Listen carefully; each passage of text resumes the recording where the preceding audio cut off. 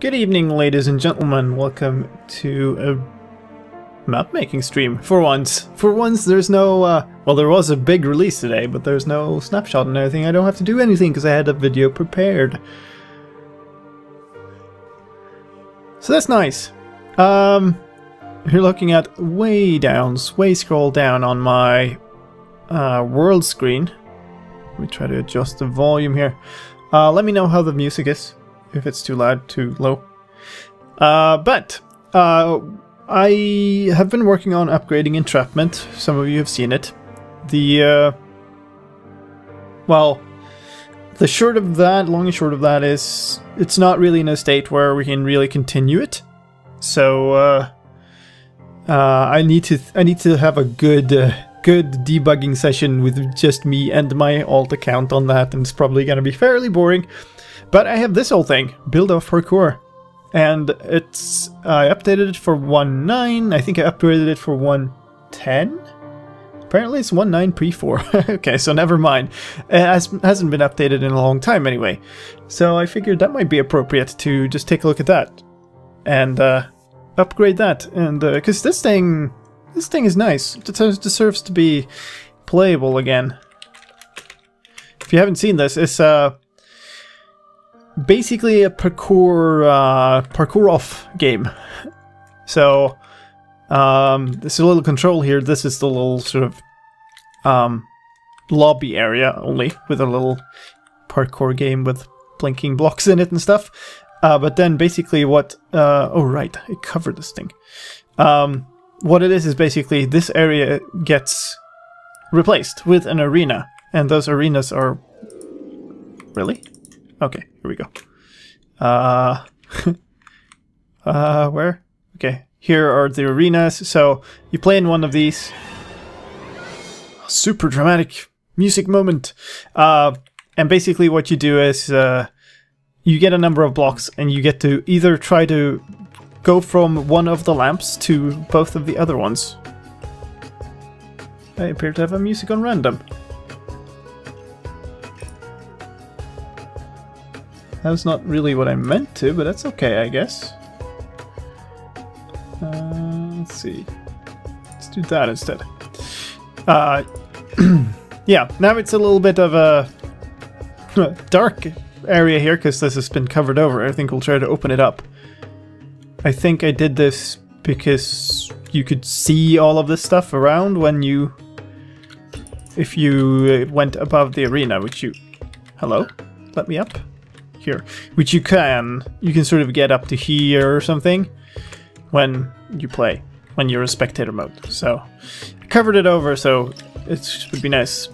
But also there's all of this, like you can see this all stuff is all yucky fill cloaks and stuff. I upgraded it so it works.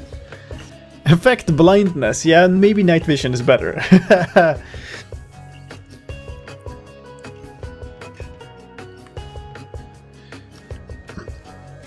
But yeah, so I upgraded it to make it work, but I never really upgraded it.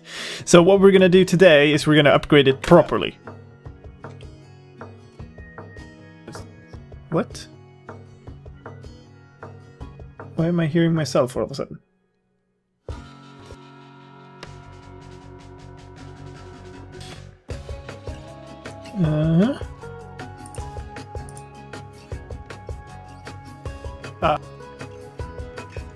Hello? All of these are muted. What the heck?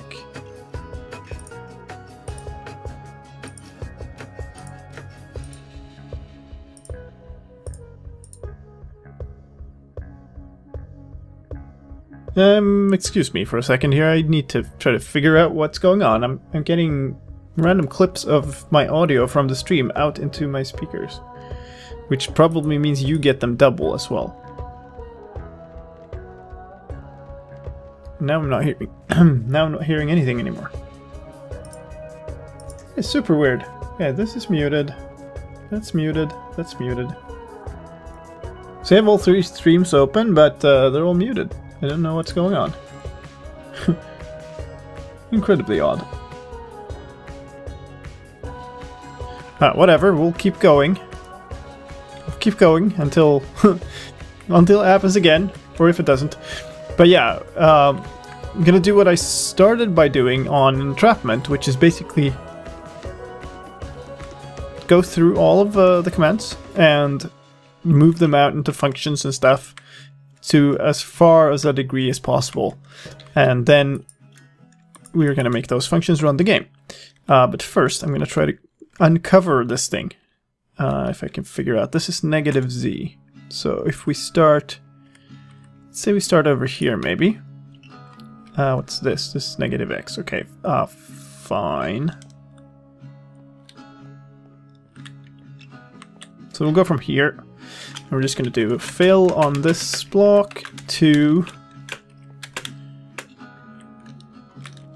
Let's dive back in. See, I don't know quite how far we can go with this, but it would be nice if we could get all the way over here. Let's try it. It might be too many blocks at once, but it's worth a try anyway. So we're gonna fill, whoops, paste the fill to this block and fill there. Oh, okay, it did work. I know, of course we could do... Wow, the lighting glitches all over the place. We could do like night vision, but I like actually being able to go up and down and stuff. Hello? Thank you. Oh, I have signs for things. Oh! Apparently a lobby state and a cycle to next player, and then one would imagine that there was more than one, but whatever.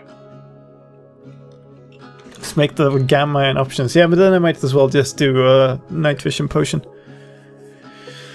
Is there any difference between pre-release 7 and 1.12? Yes, there is. There is yet another fix for blocks connecting to other blocks. So, lit pumpkins with a torch, whatever, jack-o'-lanterns, they connect as the normal pumpkins do, and there are new sounds. That's basically it. So, I don't remember exactly how all of this is. I do know that this is some kind of setup. I know that one of these is, this probably runs that. This is a set block. So let's just try things. Okay, that was a reset.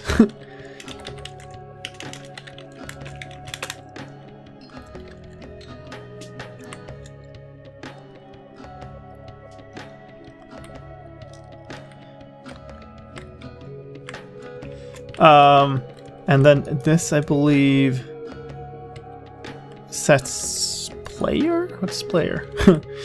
So, the thing is, since it's so long time since I worked on this map before, this sets the state. I don't remember what the implementation of this was. Basically, because it's still like 1.8 logic. Am I considering remaking most of the map from scratch? Yeah, I mean we'll be salvaging whatever we can, but I don't remember most of it. So there's probably stuff that should be fixed as well. And to the people who are asking, this is build off parkour, old minigame of mine. But anyway, let's. So it actually serves as kind of an interesting scenario as well. Like how do you figure out how a map works if you don't know it, because that's basically what this is. So we can start by listing the objectives, and if you're lucky, which I appear to be at least a little bit, then there are descriptions. So tries is attempts remaining, new is new. I think that's if you're a new player. Nah. Oh yeah, it counts up once. So that can probably be replaced by a tag. And if I do player set, let's do reset new, I probably get the intro, don't I? Yeah, I get moved into the lobby. Yes. Okay, there we go.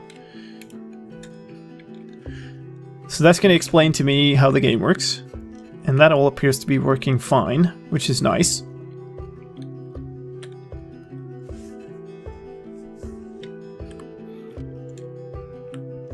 When will the command/functions update video be uploaded? Most likely this weekend, or like Friday.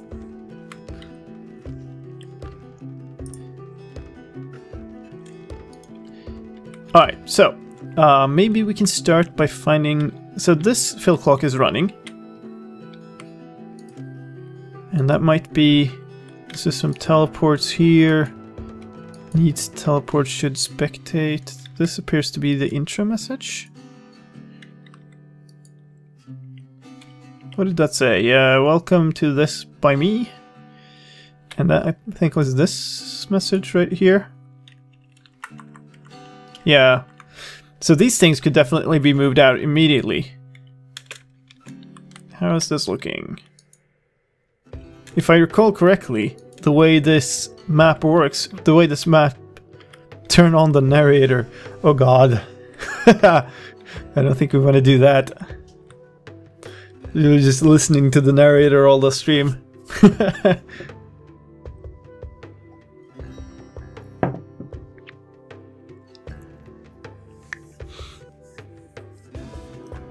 So, the way this map works, if I recall correctly, is it switches states by doing this. It replaces the command block, and then it sets the command block back to re-kickstart the fill clock. Which means I have no idea if this is just like a state fill clock or if it's always running. There's also this one, which I also have no idea if it's always... I think this might be the always running one. This is a one-time thing. This is, I think, reset. So these things are like a recreate all the scoreboards and stuff, I think. And this is a reset the game. So at the end of the game, this gets run. This might be the stuff that always runs. So this is Phil. If you want to see that, Phoenix has his video up with his stream highlight. Just go watch that instead. I'm not doing it to my stream. Oh.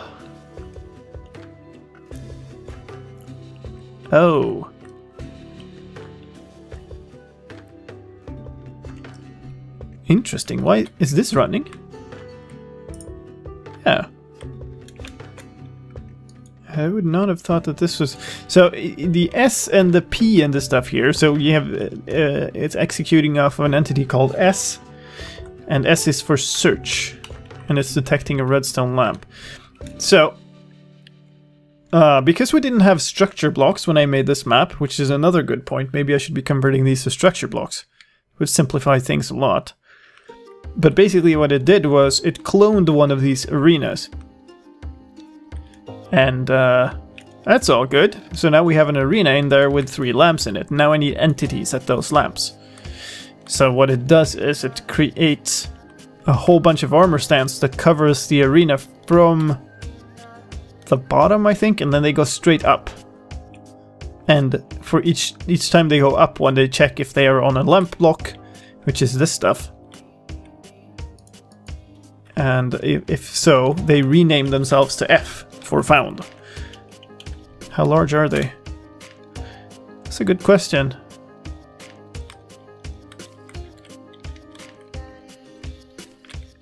So this is 56. This is 73.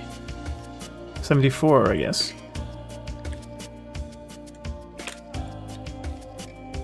They're smaller than I remember, actually. It's like 24. Alright, so, anyway, we're just gonna try to sort of, piece by piece, try to identify... Okay, this kills off any S. So this is basically... This all appears to be related to that. Here's some joining stuff, though. And, yeah, this is fairly old stuff, this map. You can tell by going behind here. No, I switched it. Okay. It used to have command blocks behind here. It's science now, yeah. That's it. Aha. So those also needs to be... These do something. That apparently does nothing. That gets me to play, I guess. It didn't start because there was no players, but there should really be a message for that.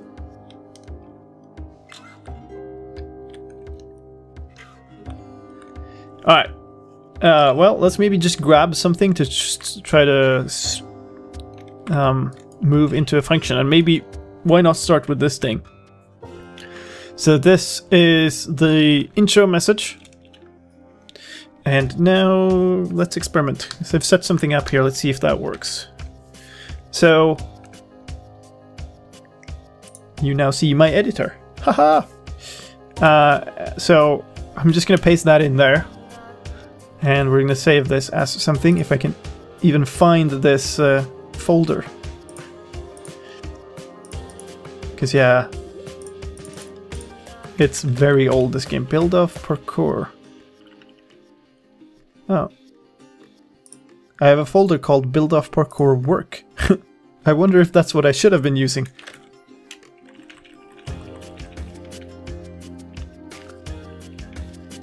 Why don't I use Sublime?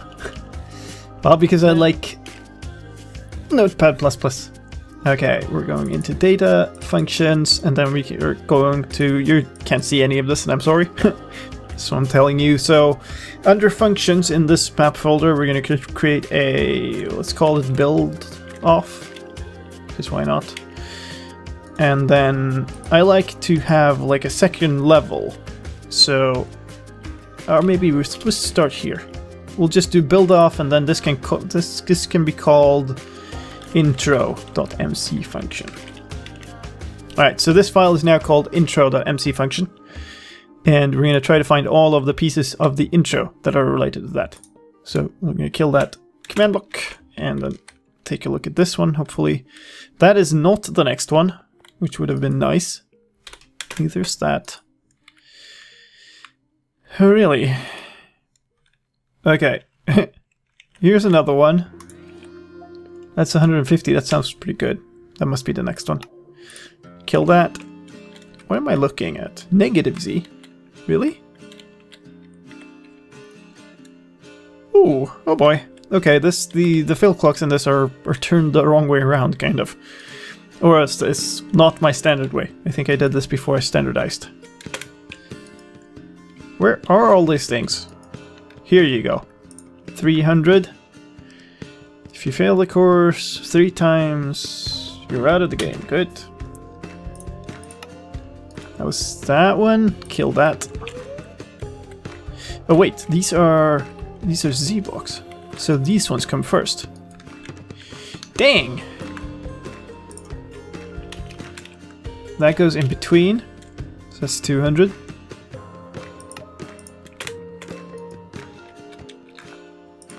Sort of doing detective work on my own map here. Yeah, they're spaced 50 apart. It's 50 ticks apart.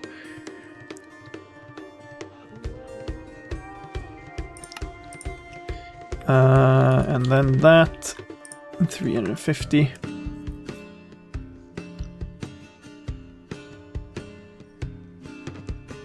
So this is counting up new score. Okay. Alright, this next. 400. Kill that block. Is that it? When attempting the course, the arena floor will disappear is the last one. Yeah. Okay, so this is done. That's the intro. Do you have to put functions in the save folder, or can you put them in a resource pack? No, the resource pack is loaded the client side. And the functions are server side. So they have to go in the save folder. In 1.13, Dinnerbone is working on some more packaged up way for this, but they can't be in the resource pack at the moment. So that's that function. And I think I managed to nuke all those blocks. So oops, new file, and I'm just gonna. So we can use comments. For lobby. More spoilers for 1.13, please. Well, he's already said this on Twitter, so I mean, you're not gonna get many more spoilers. I don't have my, dang it, I don't have my my syntax highlighter installed. I installed it at work where I was doing some stuff, but not here. RIP music. What? Make some custom advancements for this map. I could do maybe. We're gonna make this one, and it's called Lobby Loop. And we're actually going to do this. Reload.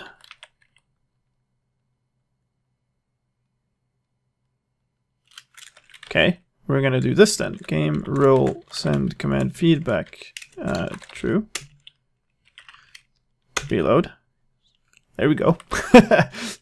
Game rule, game loop function, build off lobby loop. What is slow mode? Slow mode is a setting in chat that means you can't spam as much. You can only post a chat message every 5 seconds.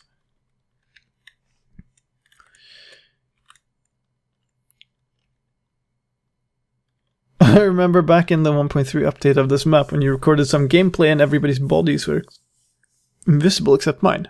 Yeah, that's because they were in spectator mode.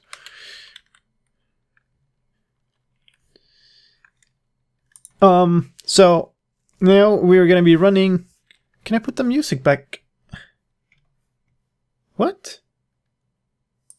Oh, interesting. Okay, it somehow managed to mute my desktop audio. That's a little bit concerning. We have to keep an eye out if that happens again. Anyway, now this function is running every tick. So what we're going to be doing here, actually let me check the other one. So we stop this intro at 400, right? So basically we're going to do function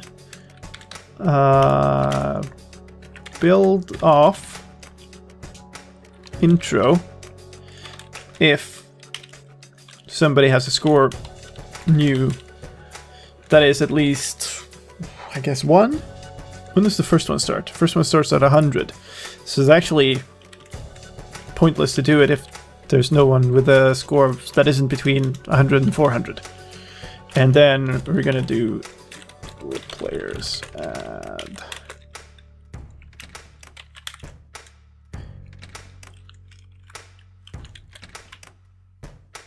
And that should basically do exactly what we already had.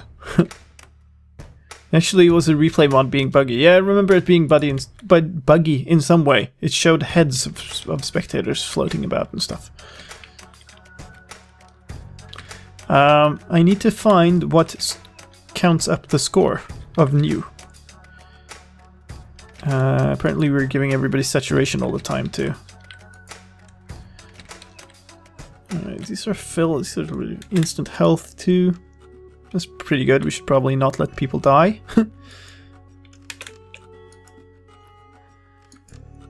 There's some pretty iffy detection stuff in this game that we should definitely try to improve as well, which is detecting when somebody's placed a block, which turns out to be much more tricky than you think it would be.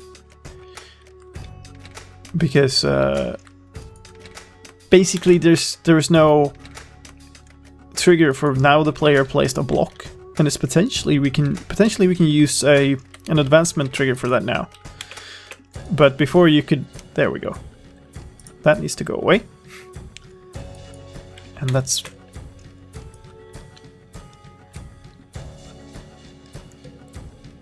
that we need as well.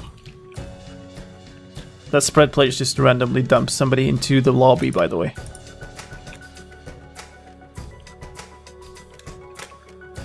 Only let the interplay once you move around.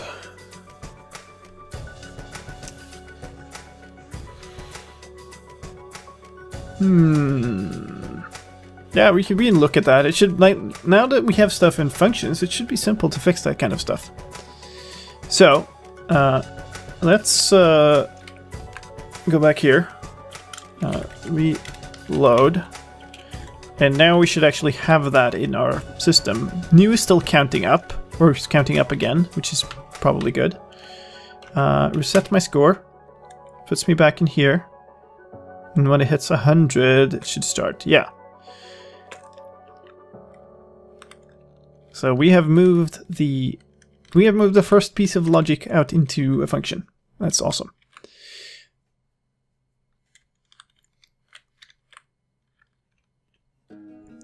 Can we use if and else on a Minecraft function? No, you can use if and unless. For placing a block, you could use change inventory. No, that's the thing. That's pretty much what I already do.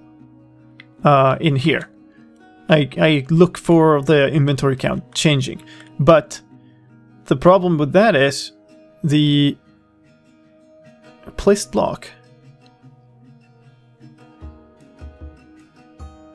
Yeah, maybe. If there is a placed block, then that would probably work. Problem is right now is you have, the way it works, right, is you have 3 blocks, and we want to detect if you place one down in survival mode. I guess you are. So when you place one, your inventory count goes down. So that's what I detect. However, if you just throw one out, and then yeah, your inventory count also goes down. Annoying light glitches. So yeah, that's the problem I was running into then. But if we have a placed block advancement trigger, then we can use that and probably simplify this a whole bunch. So, is this a lobby state then? Or is this just always running? And is this then the lobby state? No, this is running search stuff. I think it's this. I think I guess we'll move these things. Do we have saturation during start game? Oh look, I actually documented something. Next player. Player turn starts. Waiting for snowball through. Right, we select stuff by snowballs. Attempt parkour. Place block. Alright, here we go. Player placing blocks, and there's the first block placed, second block placed, and third block placed. And then over here there's another one. Parkour attempt in progress with a parkour attempt starting. And win. Okay. It still doesn't... These have labels. Game 1 on default. Oh, that's when somebody wins because it's the only person who has an attempt left.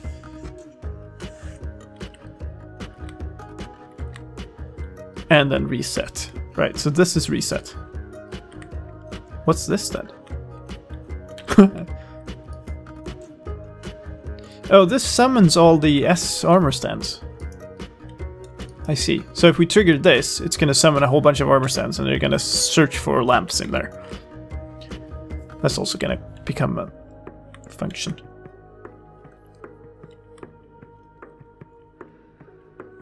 We're gonna have to figure out exactly how to do that, but it should be possible to do it all within one tick now, which is nice because we're not gonna ever send anything to the clients then. Alright, so possibly we just break this. Yeah, let's kill this fill clock.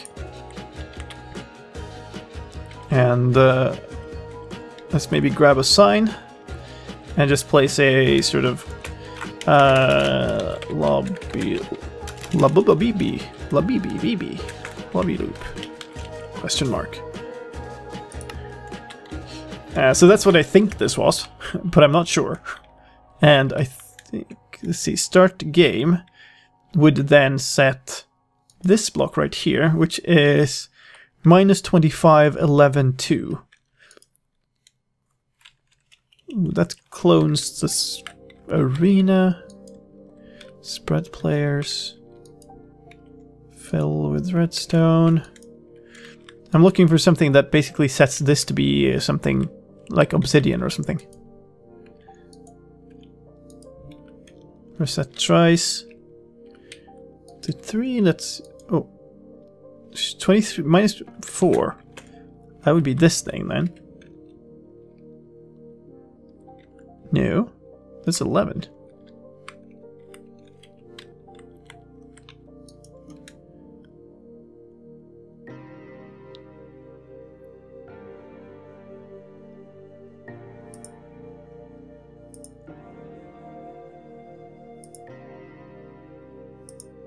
-23, 11, -4. Which way is that?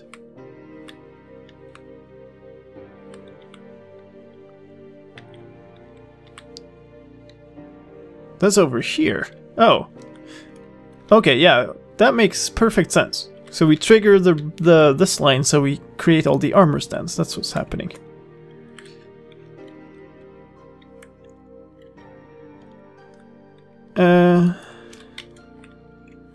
Alright, well, this is probably as confusing for you as it is for me, but we'll ignore that. We'll just work under the assumption that this was...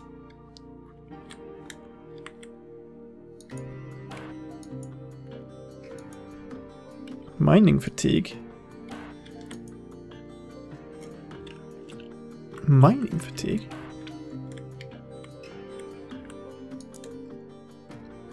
Okay, yeah, okay. Kill item. No, this makes no sense. Reset after attempt. Start game. Oh, this is obviously not running, so... Or is it a really, really weirdly set up fill clock? No, it's not running. Where's the lobby logic? Or is the lobby logic just always on? That might be the case. I didn't have a separate lobby state. That might be why I'm so confused. Alright, so... This might just be always on stuff. In which case we'll have to move it about.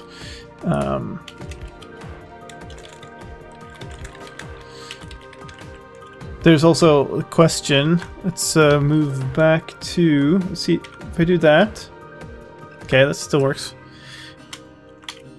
There's the question of how this game manages if somebody disconnects and reconnects, or if somebody disconnects mid-game.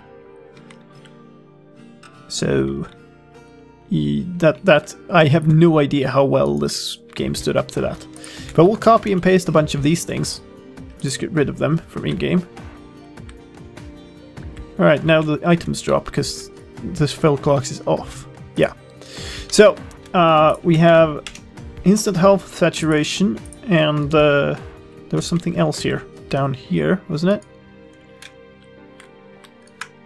Yeah, mining fatigue. Everybody in mode 0. Oh.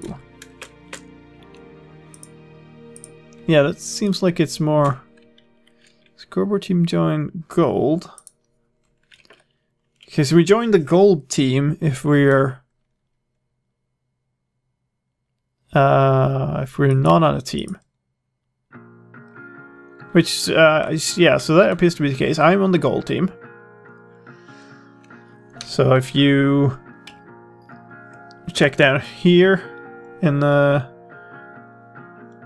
out in the corner here, I'm on the gold team. No idea why. I guess... like, I think it might be the case that everybody's on the gold team always.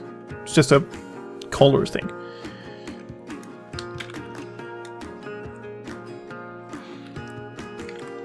Alright, so... Oh, here we go. Okay, I'm gonna switch you back and forth between these a couple of times. So here's I should actually have done the other way around, so I have the code and mini on the screen or something, but whatever. So I have an armor stand called game, apparently, and that has a state score. And the state score is 0, we're in lobby mode. So this happens only in lobby mode. We're executing off the armor stand, and then we're setting should spectate to 0 on everyone. Not that I understand why that would be necessary if we're in lobby mode. We might just have to remake a lot of this map. Should spectate to 1.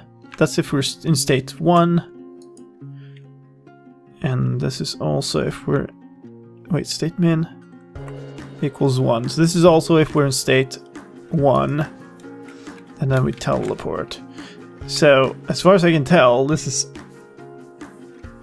It's all just a way of being able to not... I mean, if we're separating the game loops... Okay, let's do this. So, back in here, typing weird letters. So this is our lobby loop. We're gonna make a new file. We're gonna save it as always.mc function. And then we're gonna take stuff from our lobby loop up here. And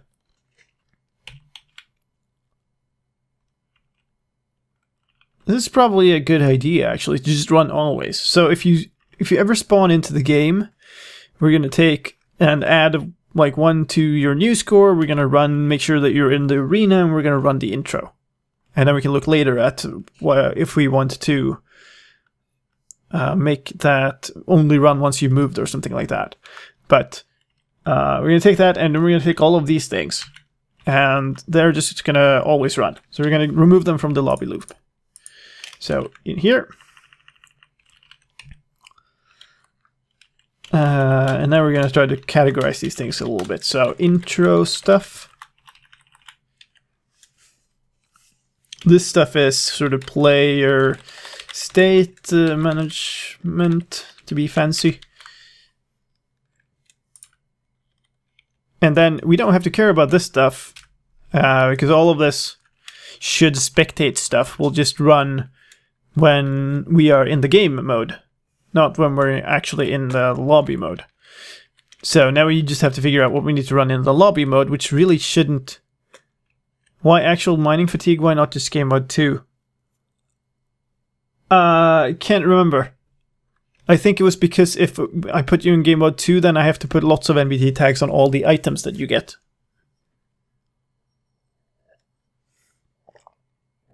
I think that might be why. Needs teleport. What we need to find now to complete this lobby mode is the controls for the joining and the starting of the game. Because that, one of them just needs to be moved over, that's the join game, and one of them potentially wasn't even working.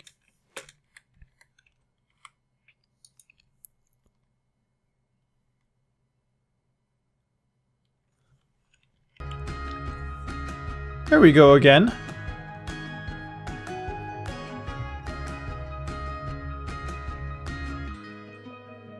So, okay, so...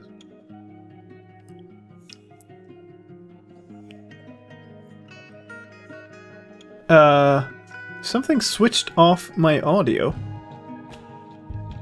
The music and stuff, and at the same time, I heard myself. Something really weird is going on, and I don't know why. What was this? That was just another teleport, so we're still not really finding what we're looking for. Spectator mode, if we should spectate, still game stuff. Player count. Okay, we're setting player count to 0. And then we're adding... Oh, yuck. We're adding 1 to player count for every player, every score with a player score.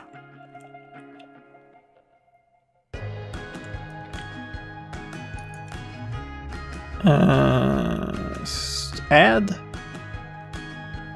Okay, we are adding 0 to state. That's just to make sure that we always have a state.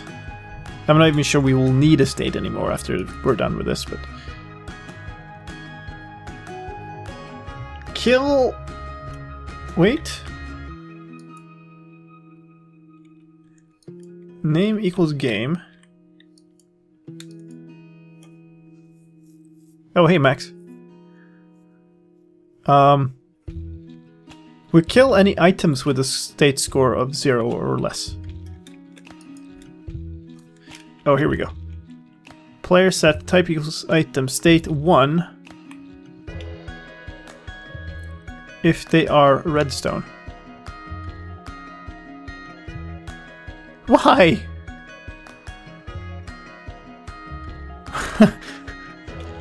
Why redstone in particular?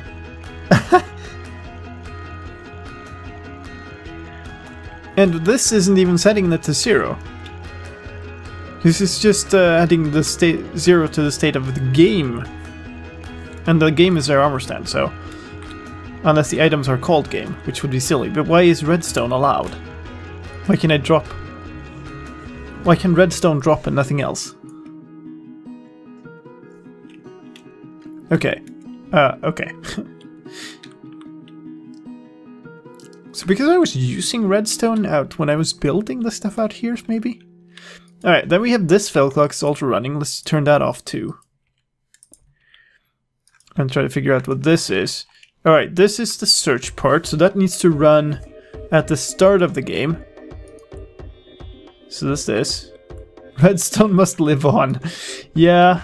Teleport for ass. Okay, scoreboard player set. If you have a score of join score that is 1, exact. No, wait. If you have a join score that is 1 and a player score that is 1, then we set join to 0?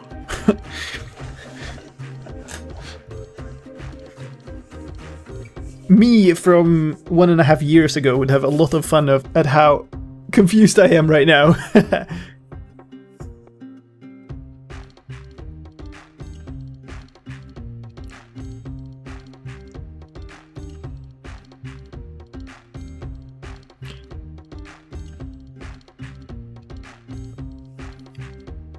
How do you think about time since death scoreboards and setting players a negative score and giving an effect as long as the score is 0 or lower?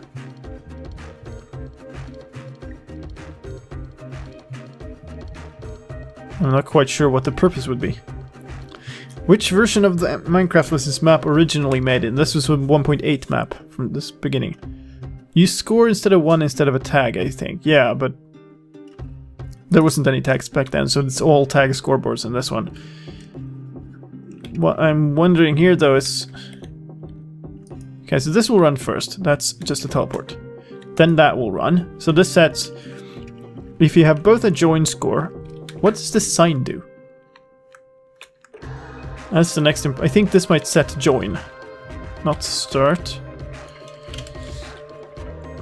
Block data. This thing. This is when you don't want the narrator running. Is Minecraft 1.12 supposed to show up as a snapshot in the new launcher? So the snapshot profile shows the latest possible snapshot, which is also... So 1.12 is the newest build. It's newer than any snapshot, so it shows up as a snapshot as well. Is what I'm trying to say. Trigger join set 1. Yes. So when I click this, now I've already done it, but if I do, well, I would have to reset. Hello. There's a fill clock here. Okay, we'll look at it later.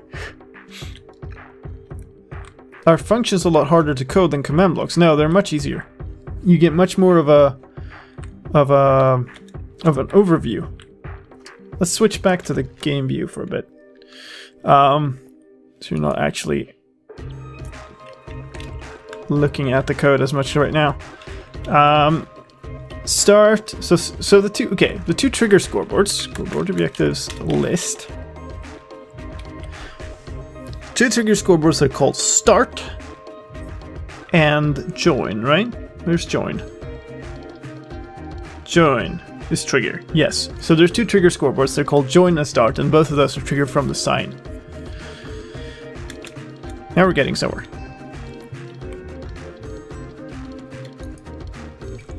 So right, okay, I know what this is. Scoreboard objective set display sidebar player, not players, player. There. So this can probably be simplified a whole bunch now too with functions, but basically there's a system that assigns everybody a player score. So everybody gets a sequential player score when you click join. Right now I have number 2, and I think if somebody else clicked the button, then that person would get player score 2 and I would get 3, if I recall how this is working. So this block, what it does is once I've gotten my score, so my player score is at least 1, then it will reset my score to 0. Which is kind of, it's a little bit over the top. So let's go here and look at our lobby loop, which is now empty. And what we're going to do is function build off colon, what did I call it? Always. So this line is going to be in any loop function we have. Anything that gets set as the loop game loop function, whatever it's called, is going to be called. It's going to be calling this function. And then in the lobby mode, because now we can do stuff that only is important in the lobby mode, then we're going to try to figure out if somebody needs a new score.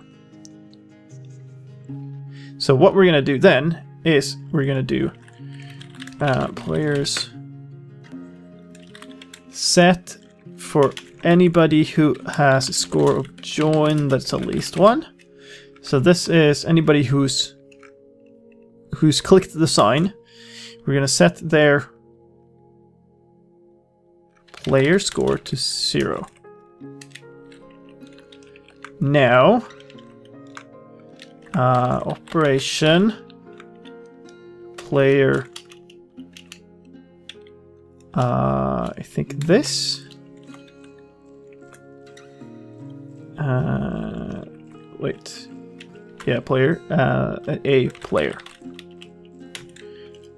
scoreboard, players, add, and this whole blurb again, player 1. Give joining players a unique player ID is basically what this is doing, or is what I hope it's doing. So if I now do scoreboard players reset player, so let's switch on back into the game and do reload. And now if I... Apparently I got a player score.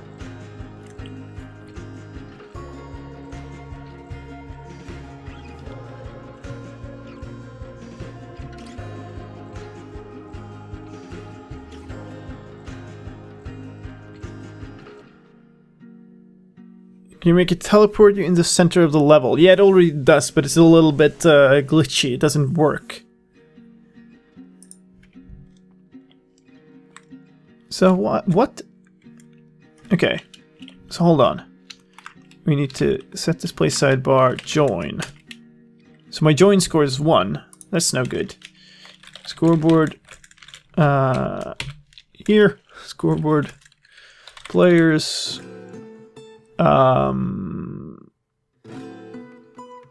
Reset join. So basically, because we're doing all of this in one tick now, we don't really need any We don't need to wait like we did before. So we're just going to reset. Okay, hold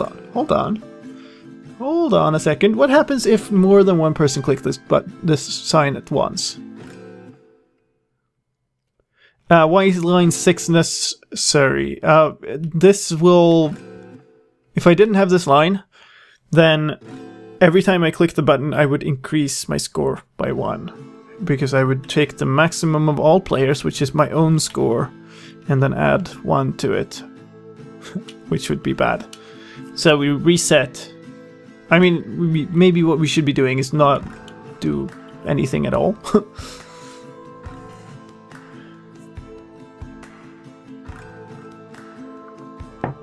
Alright, so more functions. More function stuff. Function player join if this. Let's do that. And then let's grab the rest of this stuff. Just cut that and then paste it into a new one. Actually, give me that too. This comment. Alright, and then we'll save that as player join.mc function. Hello, Mosh.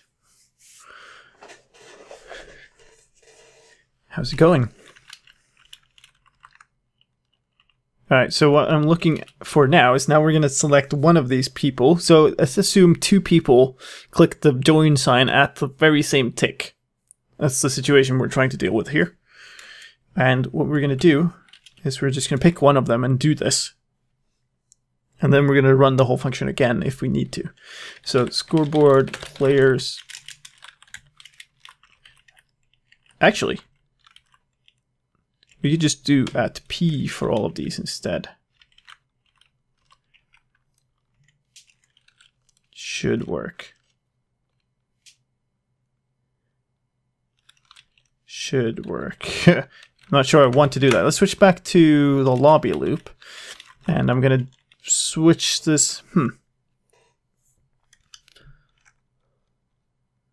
Notepad++ actually. Not Visual Studio Code. Though that would work too. Don't have it in this computer though.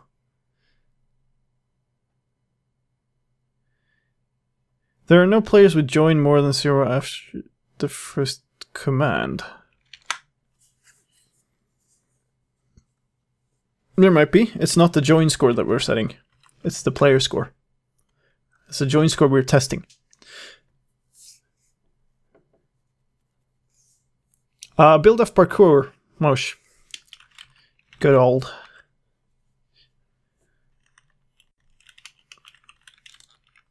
Alright, so...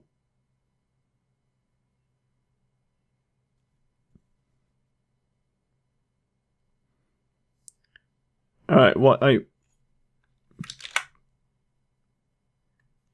gonna do this. In the lobby, first of all, scoreboard players, add a player 0, and while we're at it, we're gonna add join 02, because we have to have a score in that, and then we're gonna do board players enable at a join, right?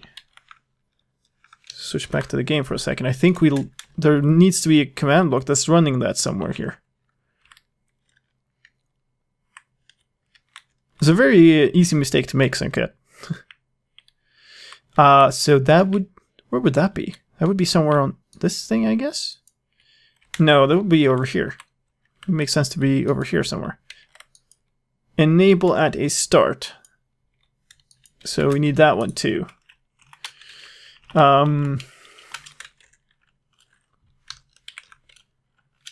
What? Why does it keep doing that?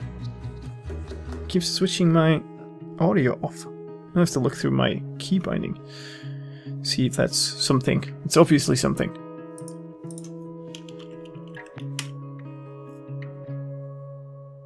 Alright, so this is basically sign scoreboard management or whatever. So we're enabling join. We need to do this for start as well. Alright, so now we are sure that the player has a score in the player and the join and the start scoreboard.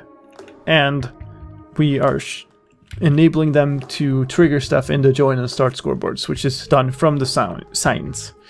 And then we're calling player join if there's a score, if there's somebody who has a score of join that is at least 1.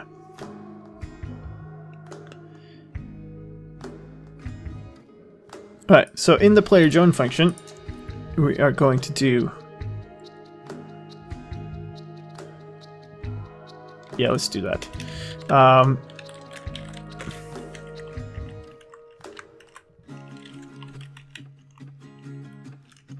All of these commands run in the same location, which means that if I do @p on all of these, because they're exactly the same, they're going to select the same player. So they're just selecting one player now. If I understand, this function calls itself to be executed every tick. No. So this function, if I can find it, this one, the lobby loop, is called every tick because it's set as the game loop function. Then we call the player join function if somebody's clicked the sign only. But then there's the question, what happens if more than one person has clicked the sign? So what I actually need is a score player equals 0 here. So we only want to do this for the score, the players that don't have a player number yet. Alright, build of always is called from all of the loop functions is the point. It's not... It only has one yet, because I've just started this, but it's, yeah, that's the point. All the game loop functions call that one. So here... Oh, that is not going to work. That is not going to work at all. Okay. Here we go again. Let me test. What? So that happened when I was doing this, which is Control Shift and right button, like right arrow, to select this stuff. Huh. Weird.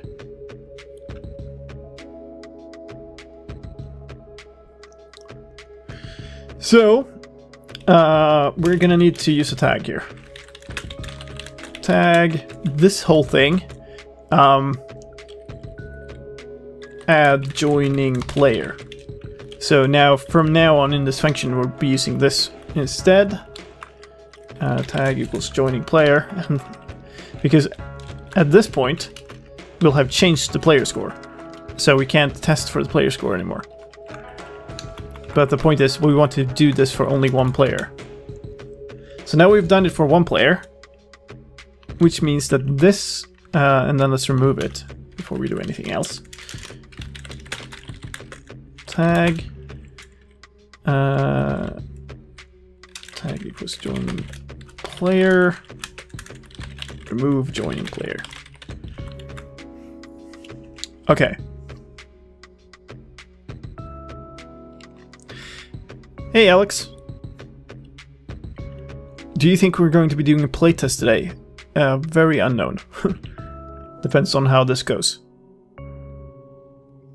Gut feeling is no, but you never know. Alright, so now we don't have any joining player here anymore. But what we want to do is see if this thing still selects anything. Because if it does, then there was more than one players who click the button at the same tick, and if that's the case, then we're going to need to run this whole thing again. So function player join build off player join if that whole thing, and then we want to at the end of this just reset the join score of everybody.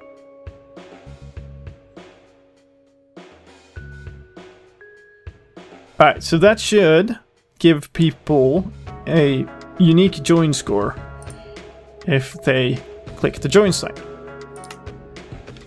Which... Alright, so if I reload and reset my score in the player's scoreboard and the join scoreboard, and reset the player's scoreboard again,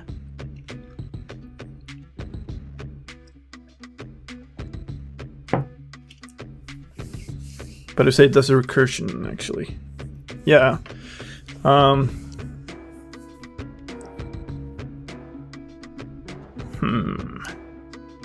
I am now thinking, will I ever retry the How Did We Get Here hardcore challenge? It's still running. Next stream archive will be tomorrow. I'm actually feeling like it was a mistake to cut that stream archive right at the end of that first run now. So now what I'm thinking about, why I sort of stalled there for a moment, is what if I click this button? So if I click it... Okay, that's not working either, because that should definitely be getting reset.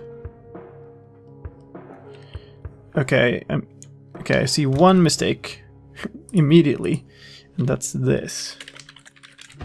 So that would cause that.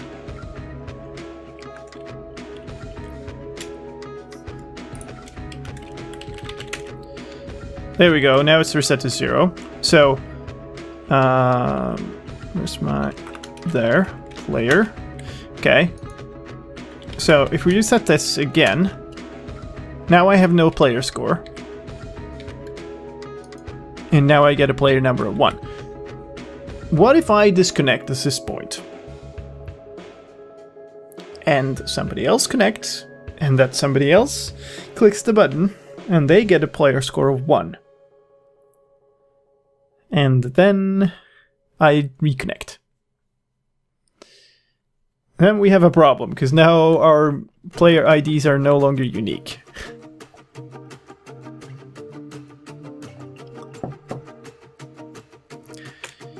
Yeah.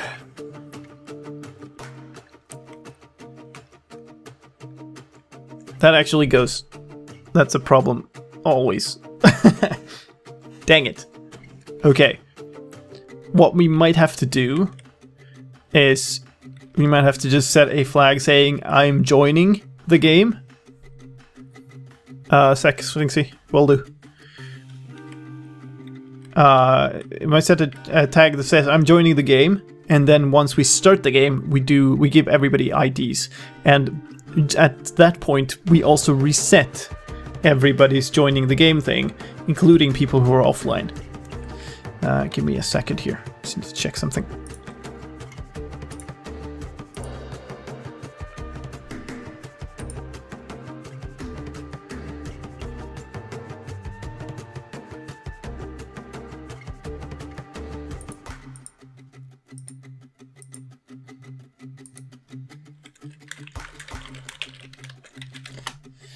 All right. So.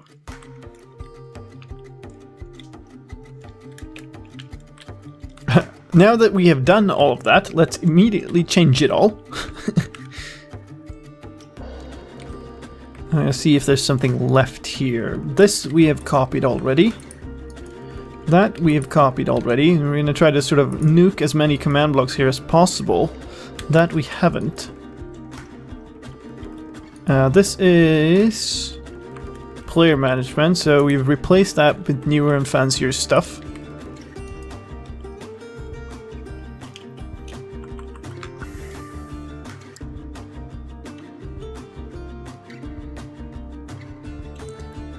Okay. This is actually probably what we just want. You get player's score of 1. Because the player scoreboard, get this set display sidebar players. That's like, oops, sorry about that. If that made a noise, just hit my pop filter for the microphone. If that's just a display scoreboard.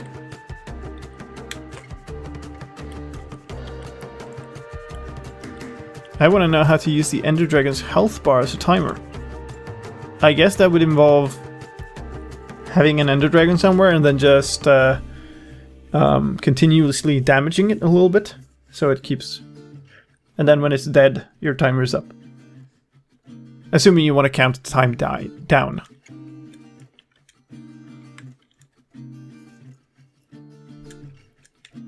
You could just summon an arrow or something above it. Alright, so let's go back to our little code here. What we're gonna do is the player join.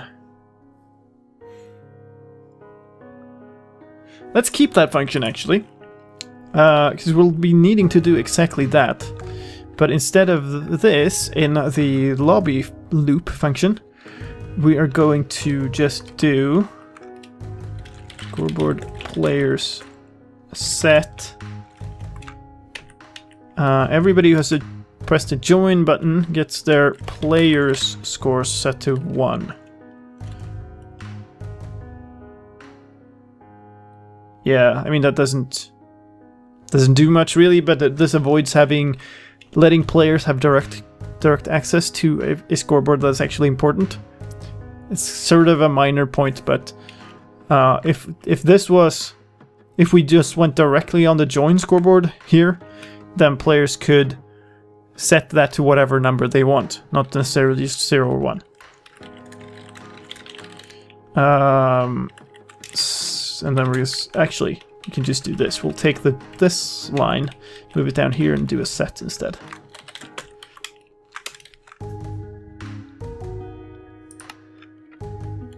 Alright, so we can nuke that. And this, interesting, this runs something else. So reload, let's maybe move into the game again. And reset my player, reset my players. And my join score should be fine. So if we go and press the button now, I should appear on the right hand side. I did. Good. And that's just going to say 1 for everyone. It's just going to say join the next game and then all of the player names.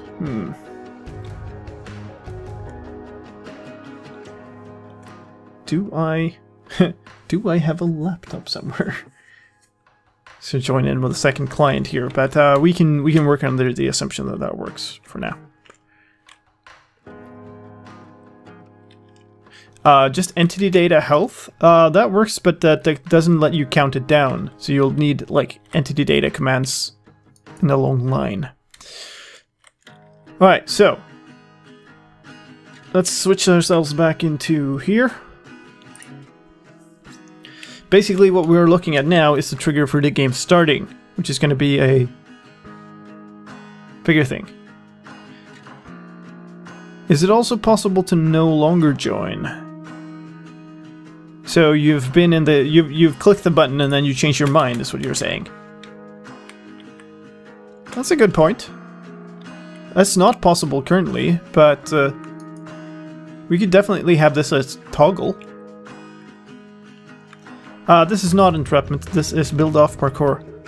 And I don't need to go back here. I can just stand here because the functions are outside the game.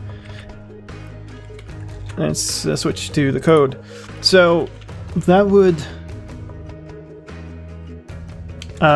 be simple actually.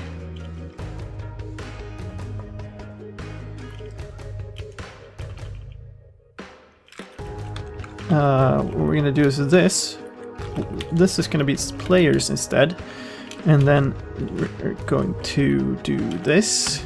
Score players equals 0. So if your score is player, if your score in the player's scoreboard objective, to be completely strict on terms, is 0, then we're setting your player score to 0. Otherwise, we're going to set it to dang. This doesn't work.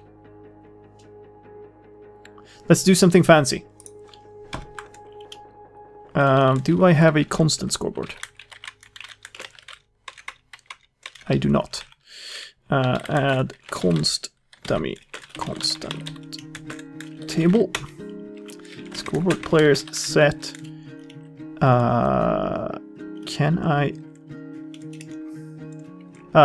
2. This is a trick I usually use. So you can have a constant table, just basically a list of different constants, and you can have players in it named the same thing as their value. What that lets us do is it lets us in here do a scoreboard operation using a number as a constant. Players operation with this whole blurb. So if you click the join button that we want to do, we're going to need to do 2 operations. So your score in the player's scoreboard.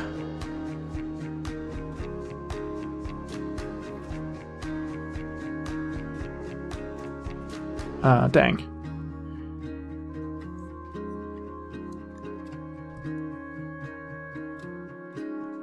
So annoying. Okay, we'll do it the other way around. Sorry. We're gonna do this. We're gonna add 1 to your score first. Oops. So add 1 to your score. Now we're going to do this. I believe should work. And this basically says that we'll apply modulo operator, which will basically remove as many times of 2 as you possibly can. So if I hit the right button, there we go. Reload and players on the sidebar. Click this, switch between 0 and 1. And then what I probably want to do is scoreboard. Switch back there. You gotta remember to keep switching. Reset at a score. Oh.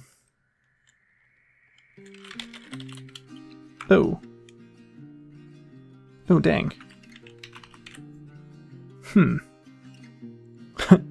Keep running into places where this doesn't really work. The problem here is this player's scoreboard is supposed to not show people if they aren't in the game.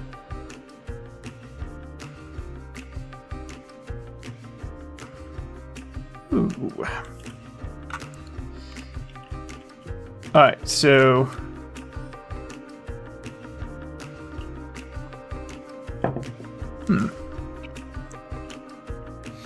why is it always trickier than it seems? Alright, we're gonna use the other scoreboard. So we're gonna use the player scoreboard and just switch it that between 0 and 1. So the player scoreboard there. And then we're going to just update the graphics. Here's reset. Let's see. This whole thing. We're gonna reset their score in the player's scoreboard and then add it back if it needs to. So set the score in the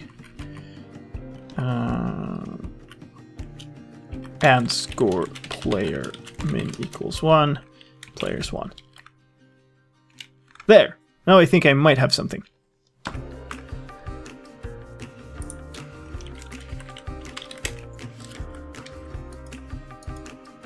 Yep. There we go.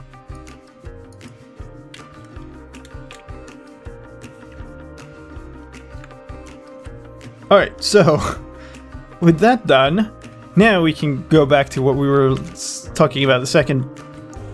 Okay, let's be honest. It was more like a minute or a couple of minutes ago, which is the start of the game. So let me switch back here again. So in the lobby,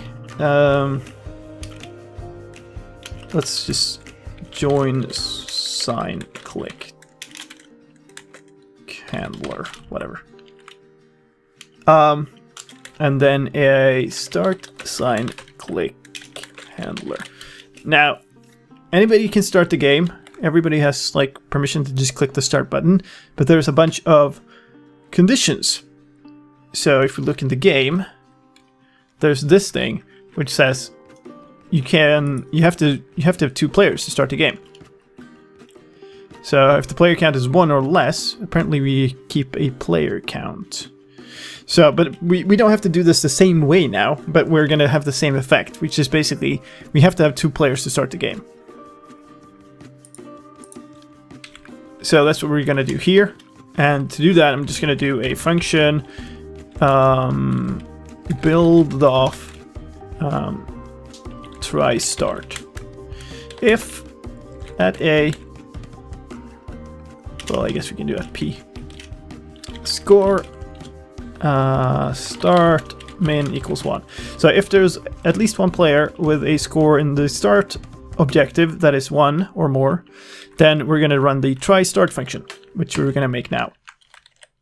Oops. Try start.mc function. Remove all the s's that I accidentally typed. Okay, so see if we can start the game. That's what we're going to do in here. So we haven't kept track of the player count here, so we're going to have to count them, which is fine. So scoreboard, there's player count.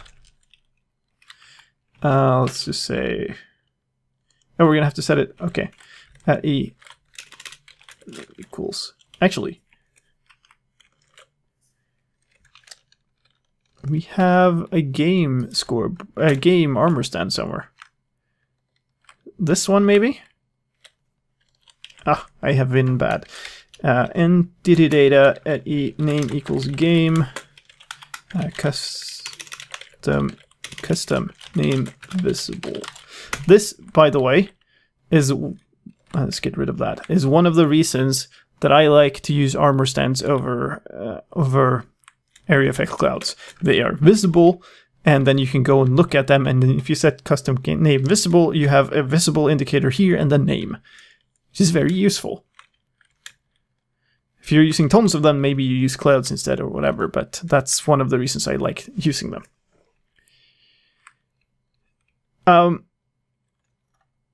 So what I actually wanted to do was to tag this thing. Scoreboard players tag at e name equals game, add game. Now the reason I'm doing that is because then I can use the tag to uniquely identify this armor stand without the slim possibility of there potentially being a player called game who joins the game. What is up with the YouTube stream? It looks like it's super far behind.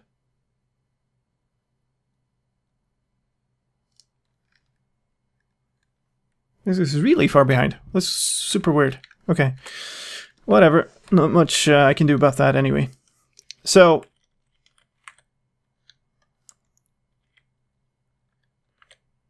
alright. Switch back. Apparently, switch off my music while I'm at it. Incredibly annoying.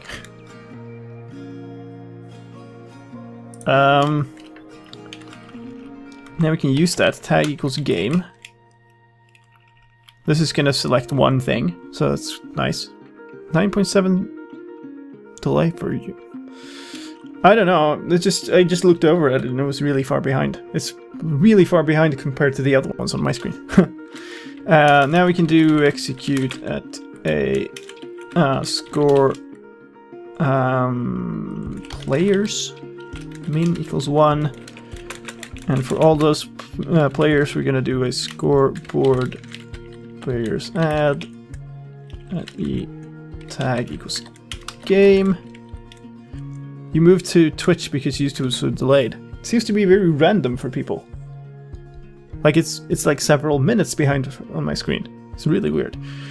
Tag game player count add 1. So at this point we know our player count. And then we can... Whoop. I'm just gonna go in-game for a second over to this thing where we had our player count message thing. Which was not that one. Here. Grab that. And then kill it. So, we're executing, now we can get rid of a whole bunch of this stuff too. So we just do tag equals game, and it has a score player count that is 1 or less. Then we're going to do a tell raw to the player who tried to start the game that says unable to start the game without at least 2 players. Which is cool. So let's try it. Because we only have 1 player. Here.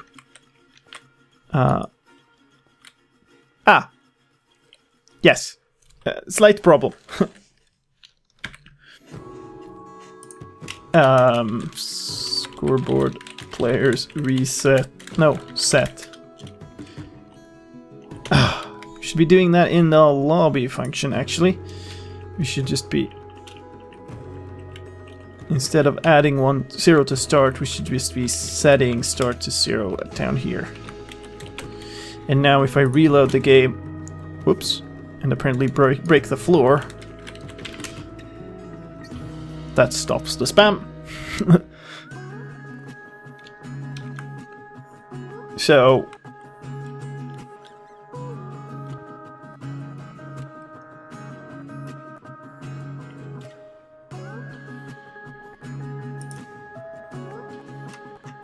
What the heck?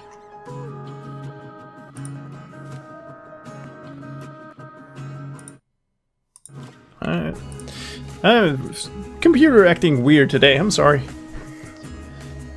Alright, so if we click this again, we get 1 message. That's good. Okay, so now we have that.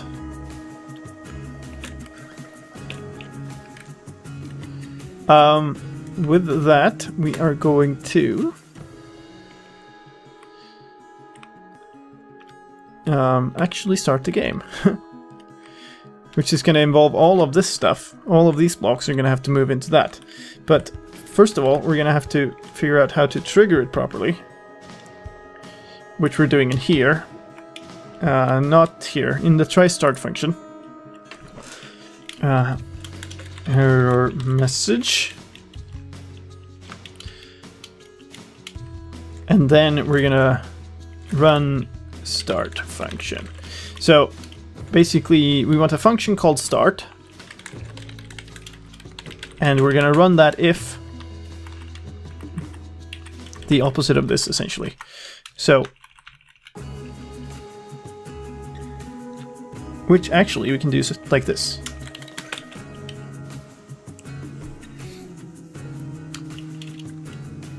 Which is pretty nice. So, unless we had that thing and sent the message, and then we're going to go ahead and run the start function.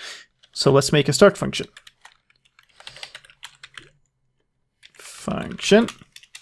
Start the game. Now, first thing we're going to do in here is we're going to give everybody a unique score and reset the scores of everybody else. So at this point, we can do scoreboard players reset everything. This is important. It has to be everything, has to be that rather than at A or something, because we want everybody, even the players that are offline. And we're going to reset their player score. So now nobody has a player score anymore. And now we're going to use our old function that's called player join. And we're just going to call that, and it's going to set all the player values for us. So function player join. Except we need build off in front of that. So we're going to call that, and then inside that we're going to modify it to do our dirty work for us. So we're going to give joining players a unique ID. That means they need to have a score on the player scoreboard, actually. That is 0. So maybe we'll go back to start here. So now that we've reset all of those, we can give players a set, a score, players min equals 1, player 0. So after this line, we have a bunch of players in the player scoreboard that all have the score of 0, and everybody who's not in the game have no score at all. They don't exist on the scoreboard. So now if we go back to player join, we can pick one of them. And instead of doing score join min equals 1 here, we're just going to do this. Score player equals 0. So then we're going to set their tag to be joining player. We can do all of the rest the same way. And then we can just test for this again at the end. So we don't have to reset join anymore. So as long as there's at least one player that has a score that's 0, then we're going to call this function again from itself. We're going to recurse into it, and we're going to do that as deep as needed to get every player a unique ID. This is the power of functions. That this was basically impossible before. You had to unroll a loop and do all kinds of weird stuff, tons of command blocks to make sure that this happened in one tick before. Now it's just super simple with a function. Back in our start thing, so after this, set up player IDs. Goddamn music. Are functions better than command blocks? Okay, so yes and no. They are better in some ways, obviously, and much better in some ways. But they're also different. They are out of the world. They are not like, they can't do repeating stuff as simply. They can't be switched on and off as simply. You certainly can't execute them conditionally off of entities and stuff. It's very different. So they have different strengths and weaknesses, I would say. So entrapment, for instance, is, I would say at this point, like maybe 80 or 90% functions rather than command blocks, but there are certain key elements of it that has to be command blocks. Or that are at least very inconvenient as functions. So that's that. Okay, now we're gonna head back into the game for a second. If I can. So this is what would be triggered if when we start the game. So that fills all of these emerald blocks with redstone. So one thing I do remember of this is that I used emerald to signify a one-time fill line, and stone, like over here, and obsidian to signify clocks. So this is basically all these commands would run once, and I'm pretty sure that these all set up these armor stands that are called S. So these are to search for the redstone lamps within the arena, because we don't know where those are, and they're gonna leave an armor stand in each one of those once we found it.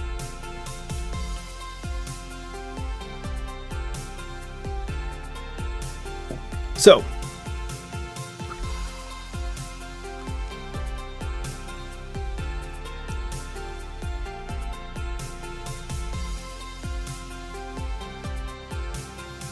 what was the advancements folder inside of 1.12 jar for?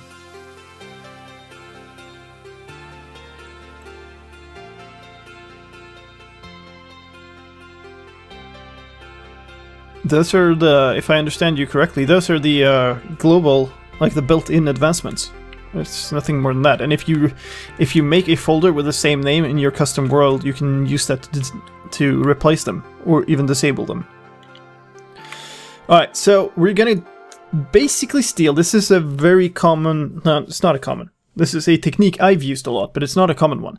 So basically what this does is spawn an armor stand at 1, 1 and height 10.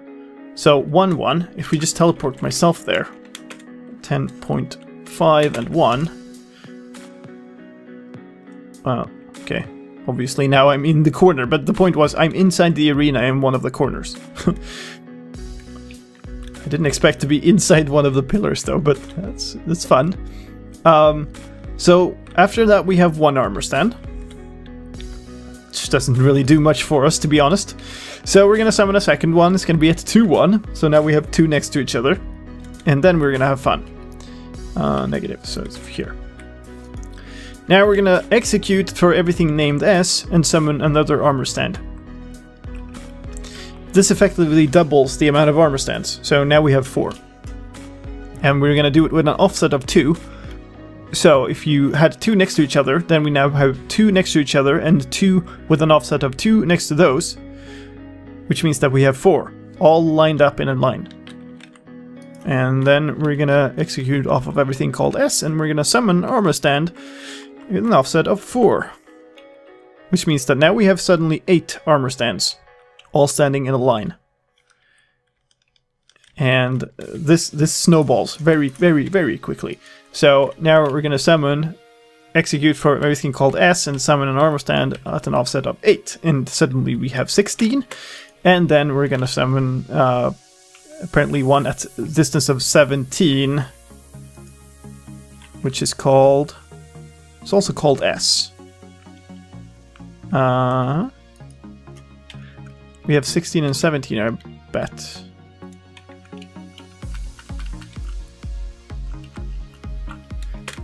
Thing is, since this is not like 32 wide or anything, because what you get from these is basically a power of 2 in your count of armor stands.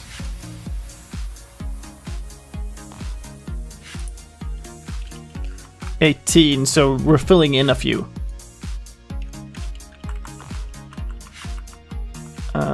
There's the 16 one. 18, 17, okay. They're a little bit mixed up order, but whatever. 1, 1. Why are we summoning another one at 1, 1? Sense! It makes no sense!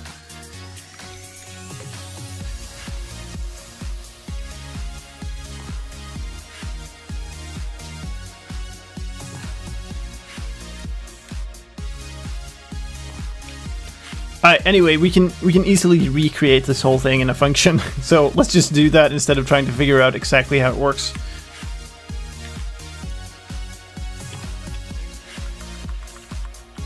No, yeah, this is right. I'm just confused. I'm confused with the ordering of these because it's backwards from what I'm used to. Alright, so start function. Summon a bazillion armor stands. So we're gonna summon that one. Kill that block. Summon that one. Kill that block. And then we're gonna execute off of those, summon new ones. Execute off of those. Summon even more ones. Execute off of those, get even more ones. And execute. This is the weird thing. Here's the 17. We need this one. Should actually like go here just to... No, that's 18. Just to please my OCD here.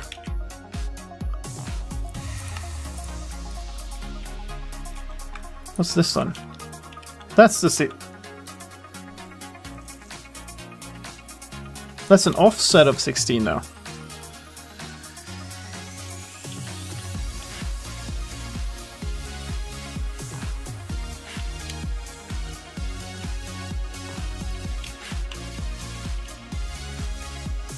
That must be here.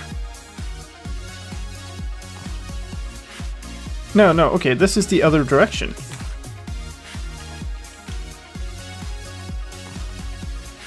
And I've done something bad here. That goes there. Okay, so the whole arena is 18 wide, I guess.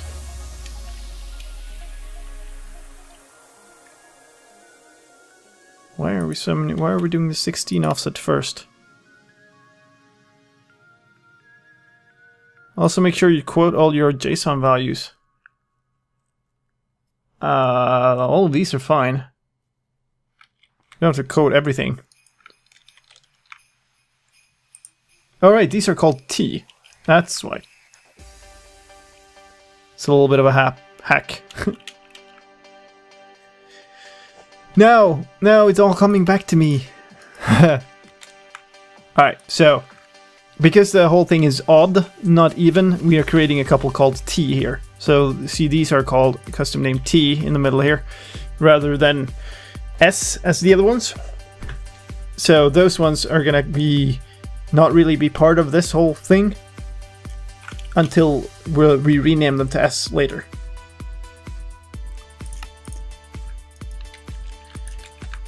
Alright. Didn't make it stricter in 112 though. Yes, they did, but you don't have to quote everything just because they made it stricter. You just have to not be incorrect, and this is not incorrect. Because there's no names in here that have to be quoted, is what I'm saying. Okay, kill that. Take the next one. Kill that. Take the next one. 8, and then one more. No, maybe not. No, oh yeah. Move to entity data. So all of this, all of that creates a whole bunch of armor stands. To be specific, 324 once. 18 times 18. And those are all in a one layer at the bottom of the arena. So now we have 18 by 18 armor stands at the bottom here. So that's great. Now we're going to use these. We're going to use them to find lamps. And the difference between before and now is we're going to do it all in one tick using functions. So find the lamps, which we're going to do by function build off find lamps. We could have done this by just one armor stand and moving it around too. I think this is easier though.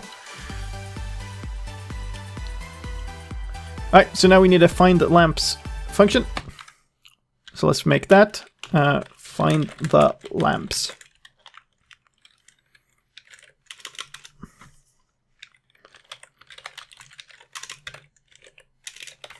And then if I can spell the name of it, that would be helpful. Alright, so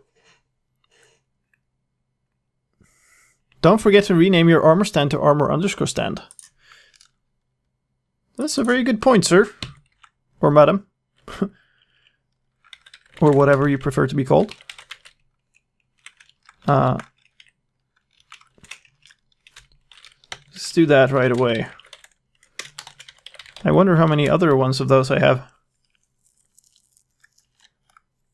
Did I have any armor stands in the other ones? I think I removed those. See, play join doesn't have one. Try start.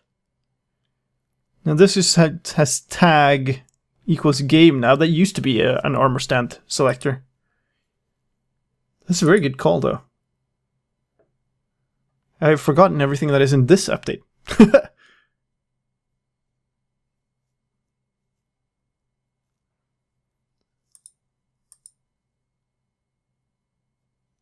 What the? Stop turning off my music. I'm gonna go into my keybinds here and try to find what's doing that all the time. Just give me a moment here, because that is super annoying.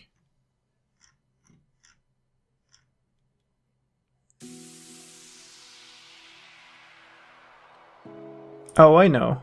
I know what it is.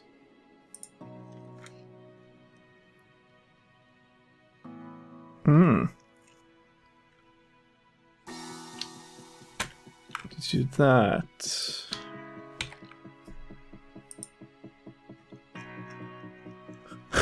It's my music getting muted whenever I open a new file in the editor. That was a bad keybind there. So if I open a new one now, that works. Okay, good. Cool. Fixed it. Just 1.5 hours of streaming later, but yeah. Wouldn't you use structures? I don't know if it's worth doing all that work to put all of them in structure blocks and stuff. They're small enough that the lag isn't gonna matter. We might as well just use this. So now that we have... Basically what we're gonna do is we're gonna copy a few commands from in-game that we have here somewhere. Alright, so we're executing off of something called S, trying to detect a redstone lamp of any type, and if that is found, then we're gonna entity data that.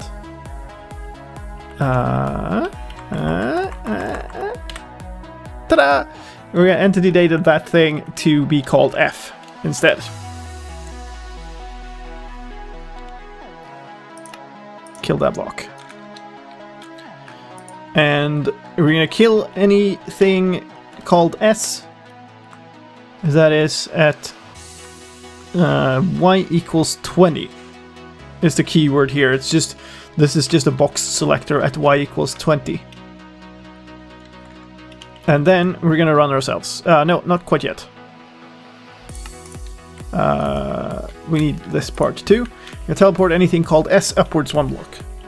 And now we're gonna run it again. So function itself, which is build off colon find lamps if there is basically anything called S at this point.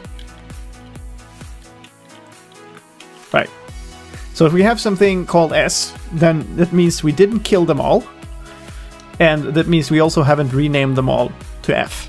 So then we're gonna keep running it. So this is gonna do a sweep upwards from the bottom and find 3 redstone lamps. Those are gonna get an armor stand in it that is stuck, and it's gonna be called F.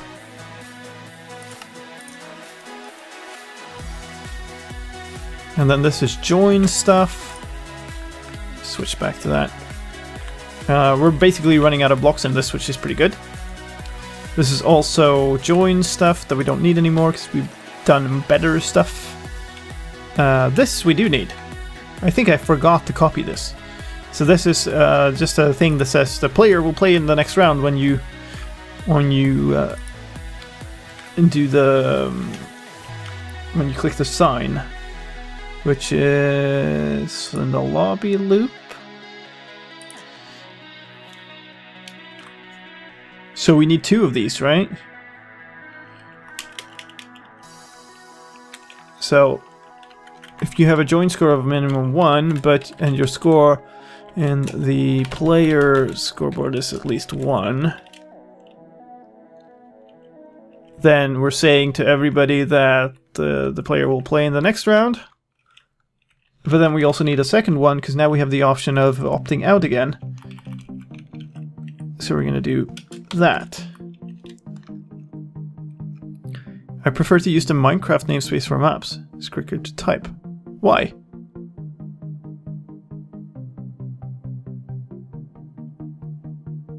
That makes no sense. That's the built-in stuff.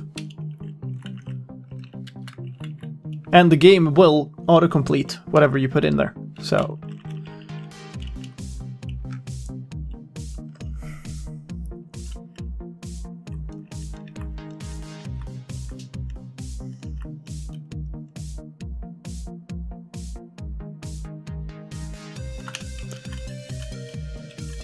this should be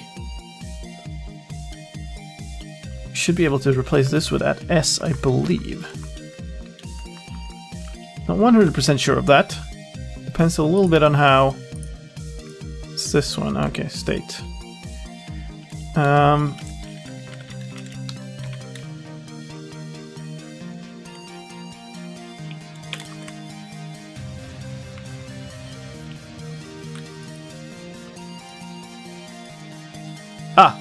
maybe I should change the message. If I want to run a function, I don't have to type the namespace if it's in Minecraft. Meh. That sounds like a really bad idea to me.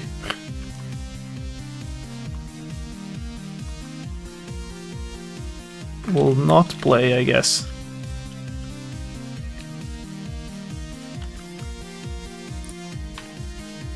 Reload.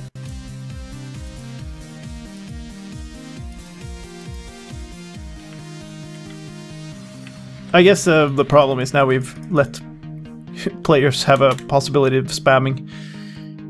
But on the other hand, like, I hope you're playing this with your friends.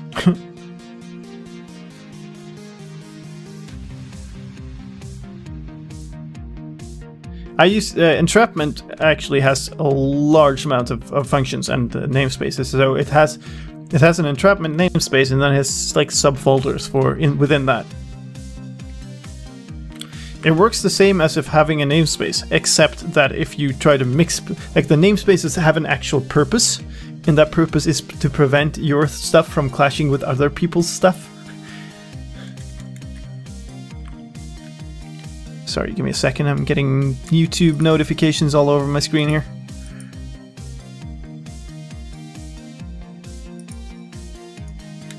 Alright, we have a few blocks left over here. This is setting the state of the game to 1. I don't believe we need that anymore. We're going to replace it with something else. This is setting a redstone block at -25, 11, 6. So that's what we're going to look at in a second here. This resets the start value, which we already do, so that we can remove.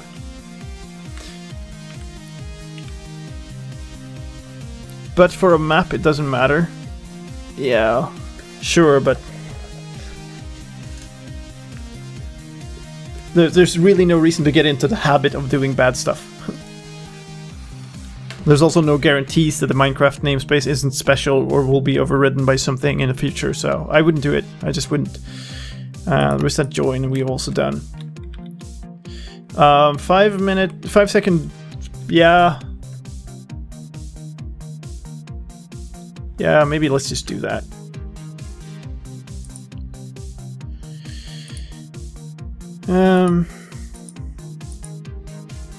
We'll need a scoreboard for it though.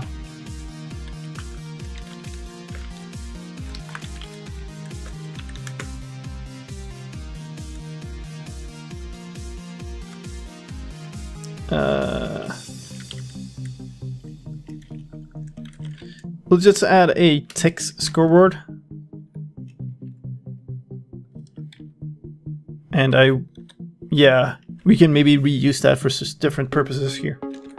Alright, so now we have that.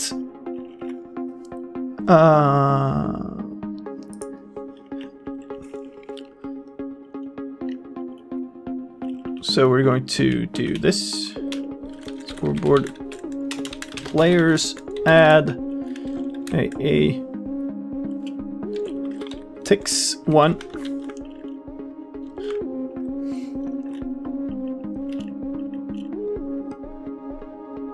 Kind of have the new scoreboard ticking up, but we'll do this.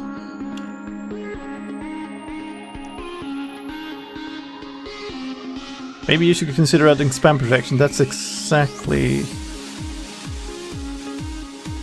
I am not going to be playing this with a lot more players.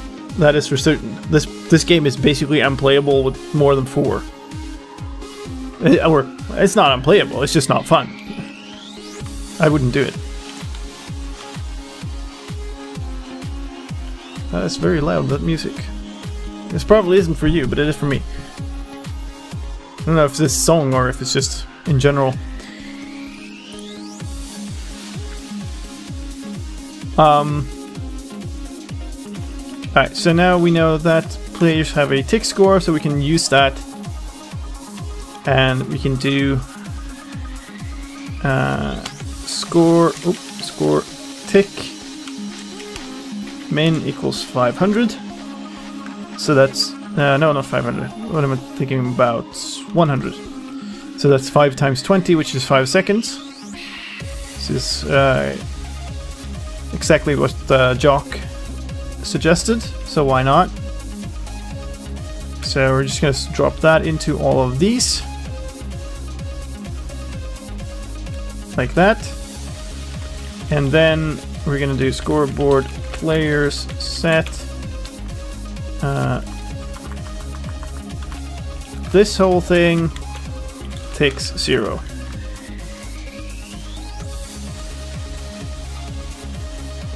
It's quite loud, yeah.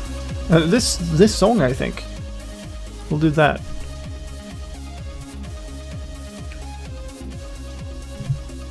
Is there any way to get the dragon's health bar without summoning him?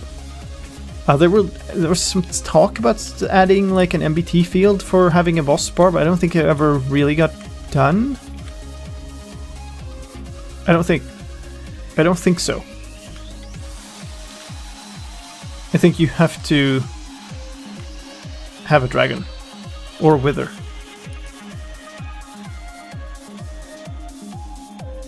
Alright, so if we do /reload now, go back into the game for a second here. I'm back in here. So join game. Yeah, we broke it completely. Set display sidebar ticks. My ticks are counting up. Okay, that's not working at all.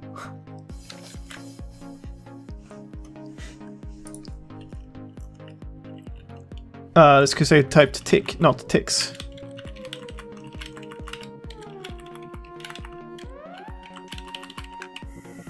Let's fix that on all of the locations. There.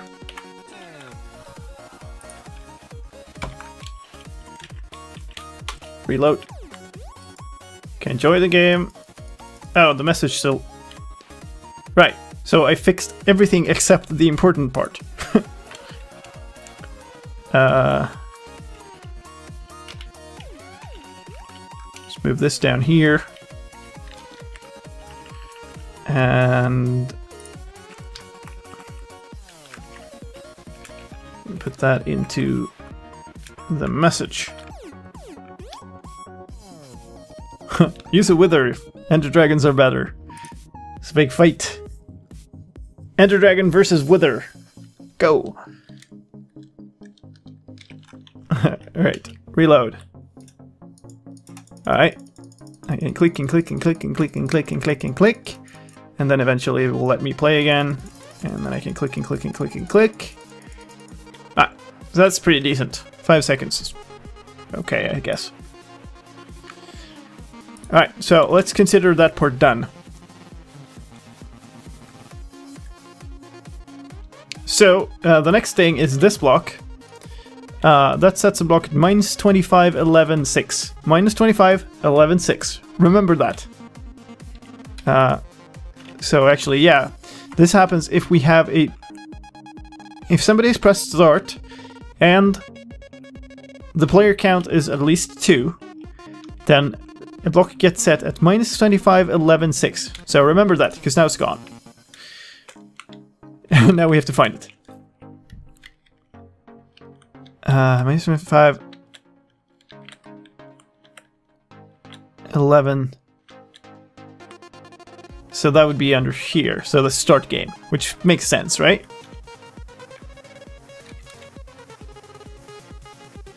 So it's like behind this block. So that fills these under here. And then this will fill it back with emerald blocks. So basically these whole things run when we start the game. All of these. So these also need to go into our start function. Scoreboard players reset at each selected. Okay. Oh no, I'm in the wrong function and it's not on screen and all the things are wrong. Start. So now we have found the lamps. We have our 3 lamps. Set up game state. So we're going to set everything in the selected scoreboard. I think this is to select actually, yeah, select arena, which is reset the selected. Don't wanna accidentally select more than one because we had one selected before. And then we're gonna do this. So scoreboard players reset set at R. So a random one of an armor stand. Name the board. So actually, let's, while we're at it, do this too then. Do data name equals board. Custom name visible one. Yeah, so all of these are named board. This is nice. If you have the name visible, you can actually verify that you've correctly named all of them board. Because otherwise, the only way to do that is to just randomly play the game until you've played all the arena randomly. All the arenas randomly. Alright, so that we've done.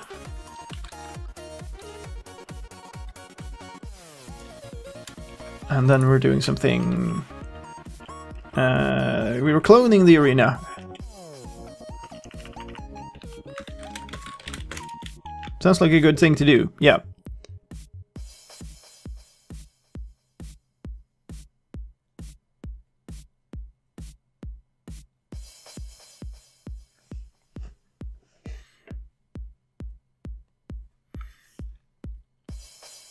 Alright.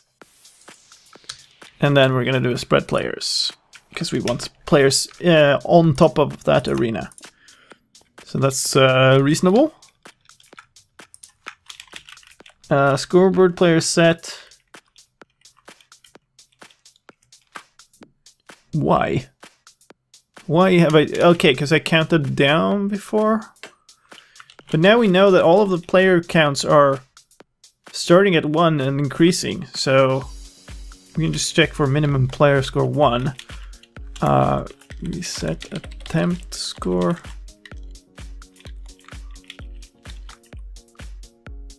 What map is this? This is built off parkour. A little bit of an older map of mine, hasn't been functioning for a couple of versions, and now we're converting it to functions in Minecraft 1.12.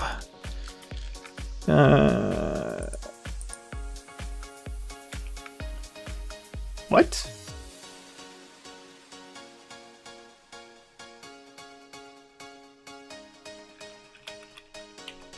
Okay, so we're giving... Okay, this is tag equals game. Why are we giving that a selected score? I guess, is that the active player?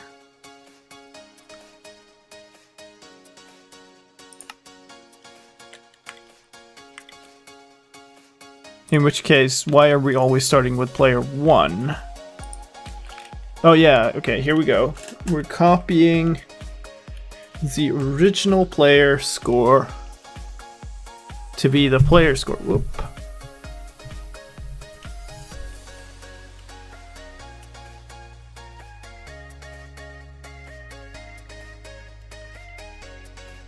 Okay, I guess.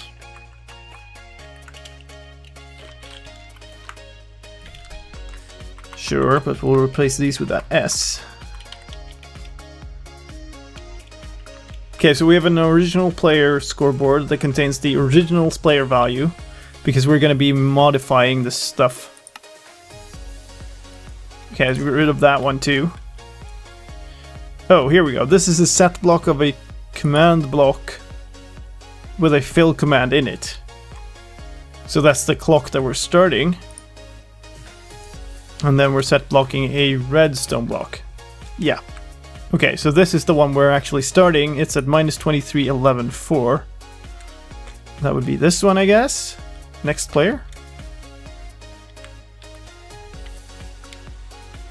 What? Oh, wait. -23:11:4. So it's...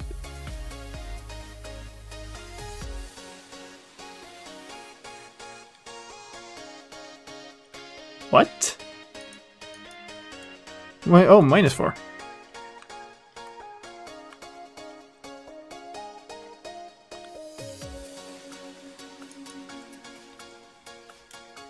Uh-huh.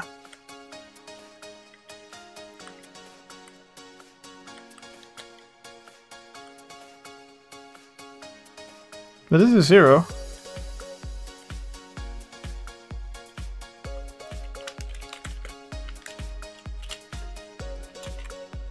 Ah. Okay.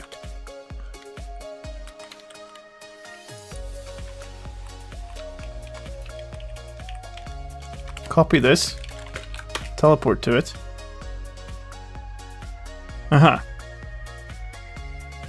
So, okay, so that's just what's spawned on the armor stance. Gotcha. That's what's the confusion. Yeah, okay. I'm gonna set the attempts to the sidebar. So I get a nice little weird symbol into my function file every time I switch. Giving everybody 3 tries, then setting that up as the sidebar display, which seems good. Then setting the selected score. What this is a little bit unclear why we're doing that one. So we'll see what's coming up in the game. And then we're setting a redstone block at an offset. Nice. Okay. Set an offset of -2 and 4. -2x and +4z. Why? Okay, so so back a little bit and over here. Okay. Right, so we're setting... Why did I do that? Why did I do that? Relative. Okay. Next player. Okay, so this all is going to be a function. So, what I'm actually going to do is change this a little bit. So, instead of doing the selected one,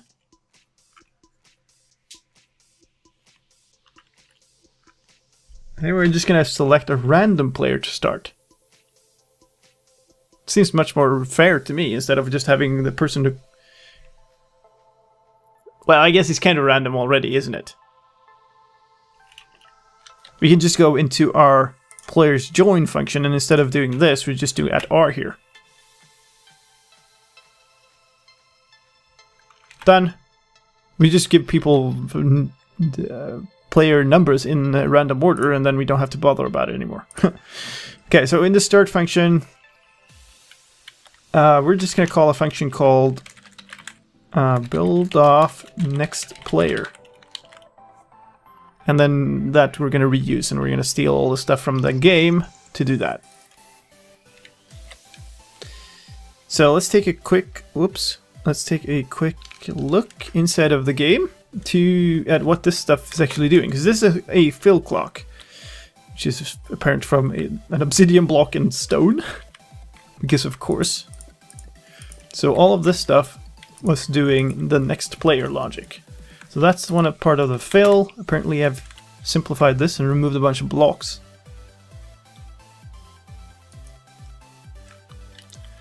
So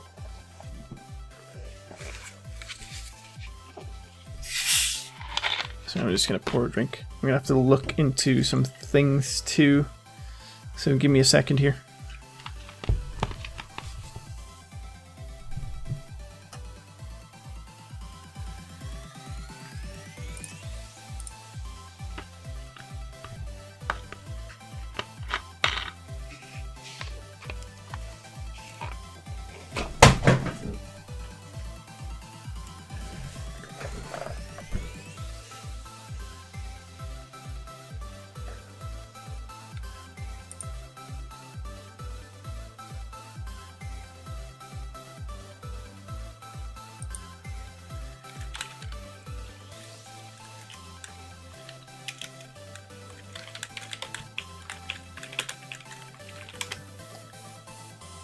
Alright, so what are we actually doing here? We're running off of the game armor stance when its selected score is exactly 1. Then we are... Okay, Okay, we're removing one from everybody's player score, which makes sense. So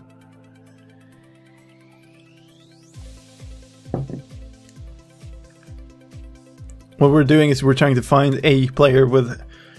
We're reducing everybody's score, so somebody's score is going to be 0. And then that person is going to be the player we run from, I guess. Scoreboard player set at each game selected 0. Okay, so we're removing the selected. And then we're setting it to selected again if somebody has...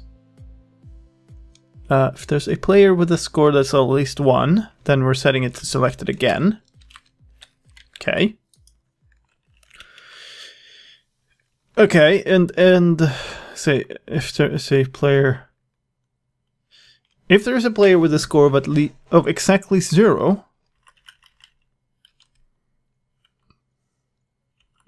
then we're setting selected 2.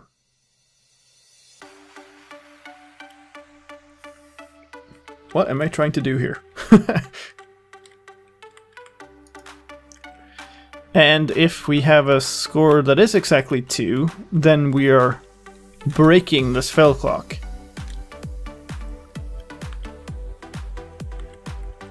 Okay. And if we then we move on, basically.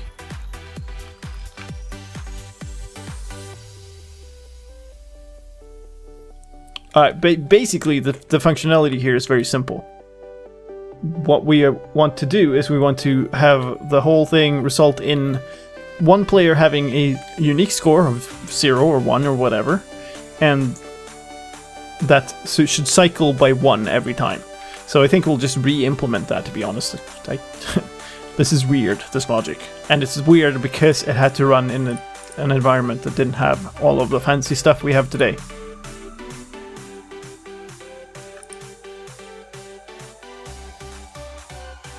Alright, so that function is going to be called next player. So select the next... Whoa, what am I doing? Stuff is happening. Player. Okay, now save that as next player.mc function.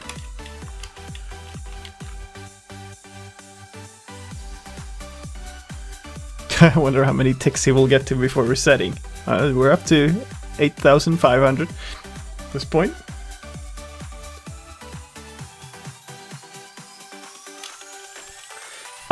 Okay, so what we're going to do is...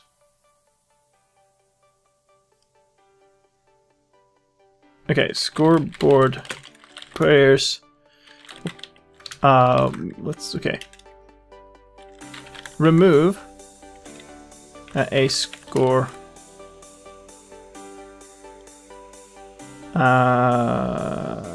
Player. Alright, this is where we need a large number.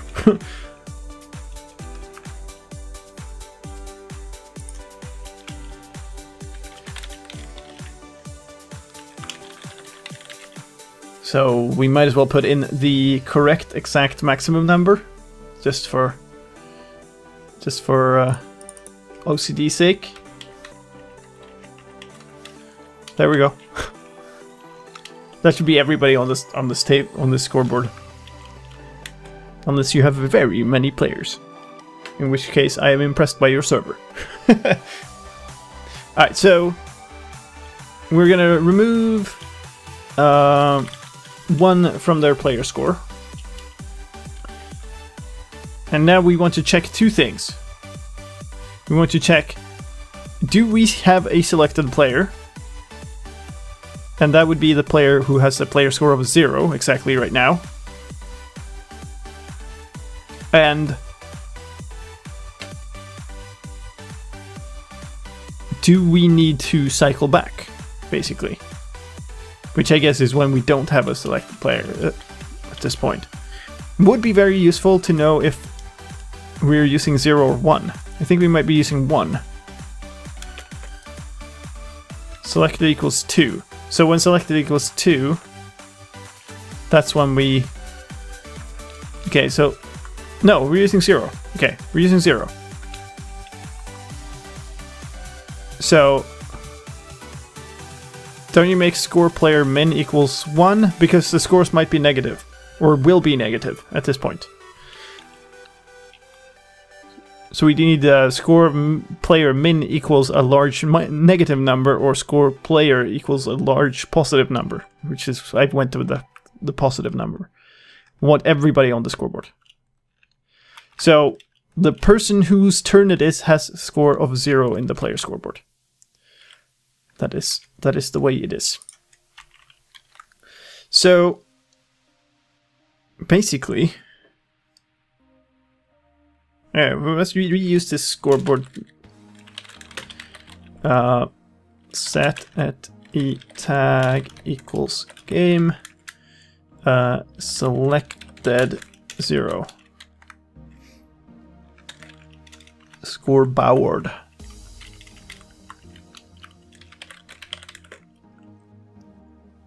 Scoreboard players.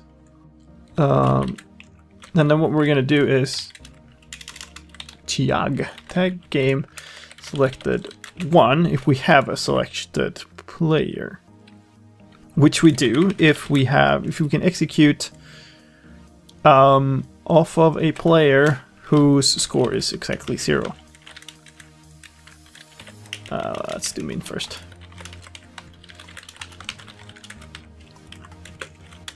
So exactly in this case is when we have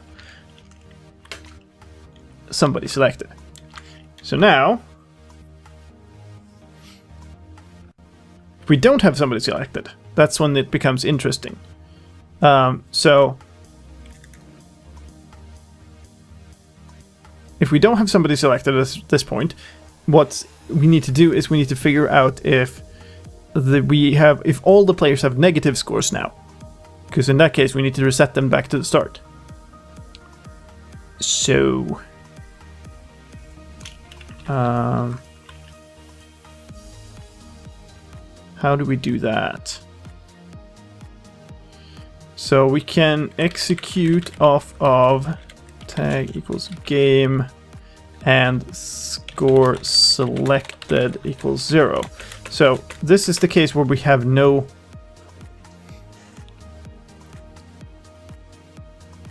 In this case, we have no selected player. And now we want to run something if... unless we have... You might see where I'm going with this. Unless we have a player who has a positive score. Oop.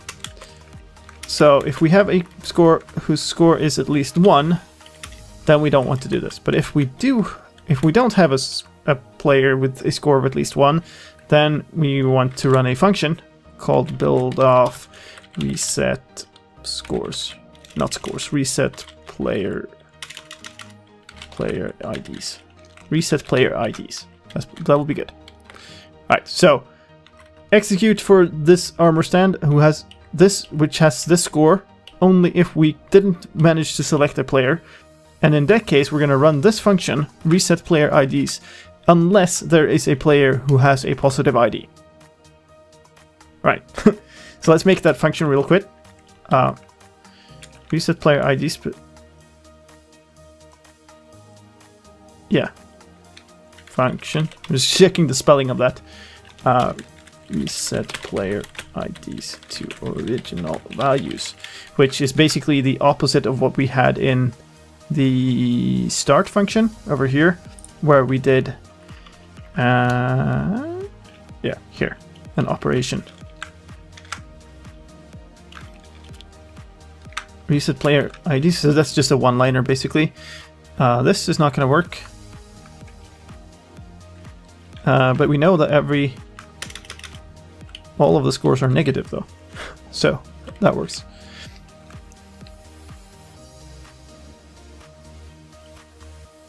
Scoreboard players operation at S, and we're just going to reverse these. So the player is going to be the original player. There. That will reset back to the original values because we saved them at the start of the game.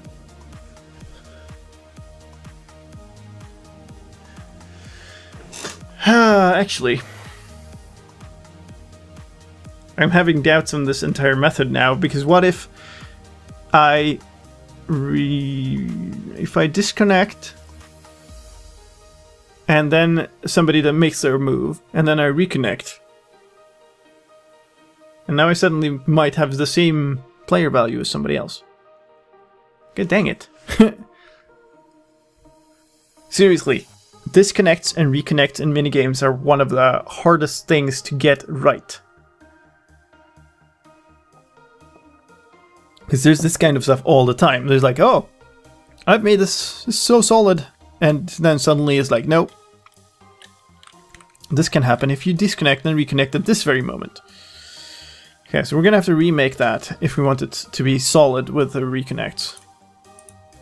Blah.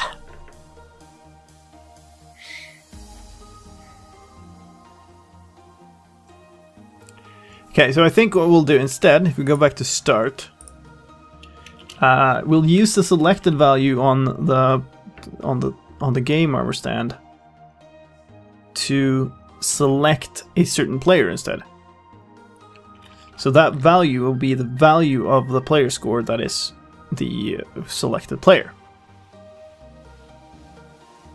So in the next player function, instead of doing all of this junk, yeah, bye-bye.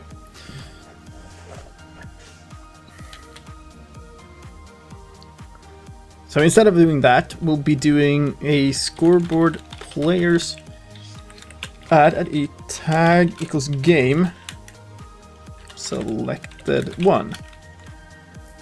So now that's increased, and now what we need to do instead is we need to figure out if that's higher than the maximum player value of somebody who's just online.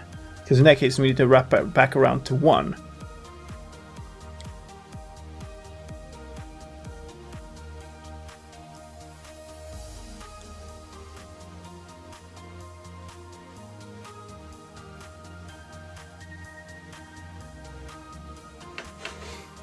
So,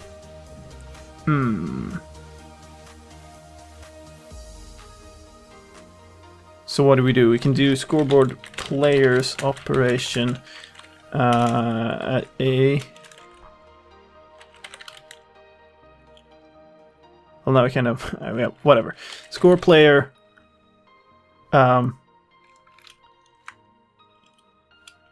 score player equals this whole piece of junk. So everybody who has a... Oh, that doesn't work either. Yeah, it does.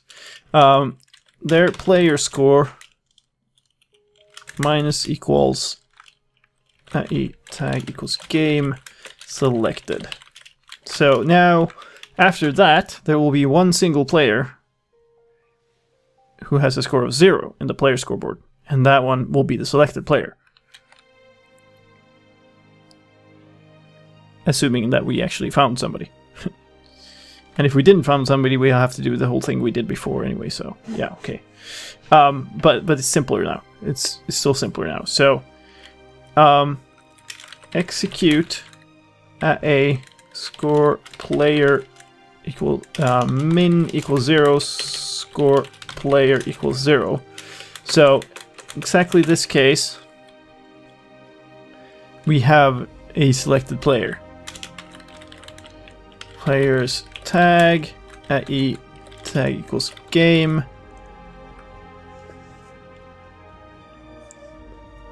Add player found, I guess. So now if we have a player found tag, okay, whatever. This will be a bit ugly, but it will work. So at this point, we want to know if we didn't have a player found. So execute at e name equals armor underscore stand. No, that's not how it works. Name equals game. Type equals armor underscore stand. And tag equals not player found. And the reason I have to do that is that I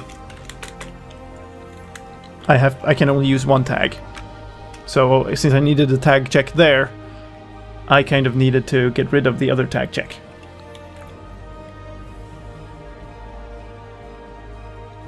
So, if I didn't find anybody, then I have to figure out what I should do. And that will either be run the whole function again, or it will be to reset back to 0. And that is the same thing as before. If there's somebody who still has a score of larger than 0, then we'll run the function again, but we still need to reset the scores first.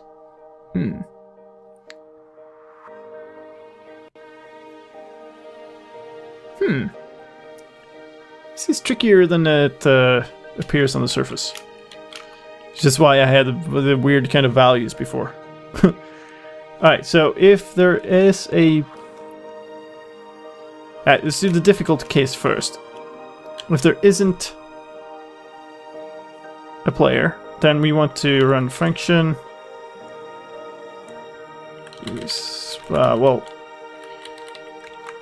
Build off reset selection.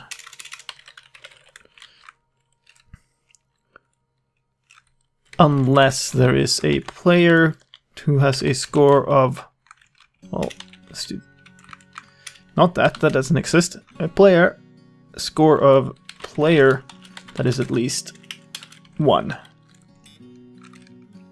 Because if that exists, we don't want to do any of that. Alright.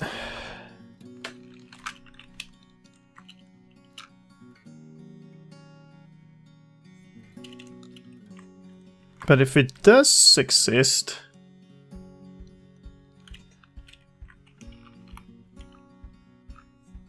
The problem is, at this point, it will exist. No, it won't. Because we just changed the selection.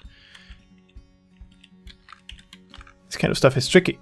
Okay, so let's just make this function reset selection first. Because this is going to be a very simple one.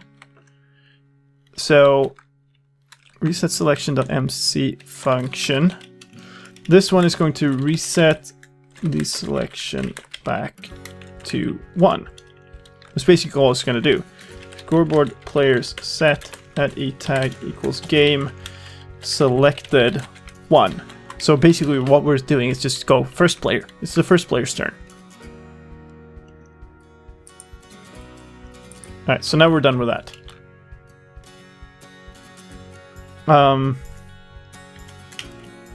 And then comes the tricky part now, is to figure out how... Oh crap.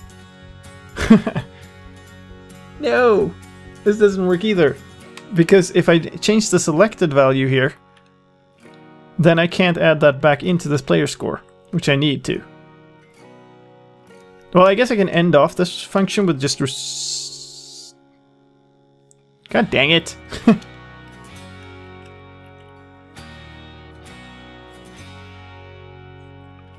Yeah, I can, because I don't need to change. So what I can do is... Players.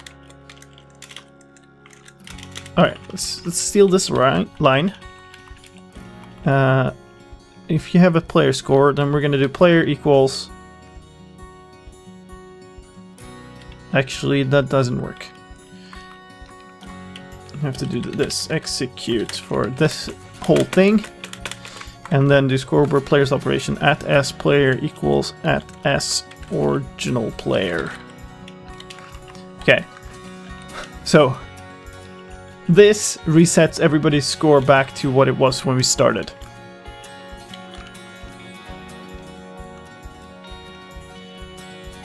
Okay.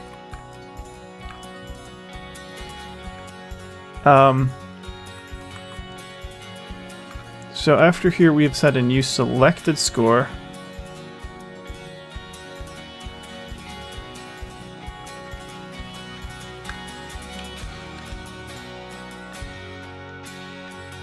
So we can actually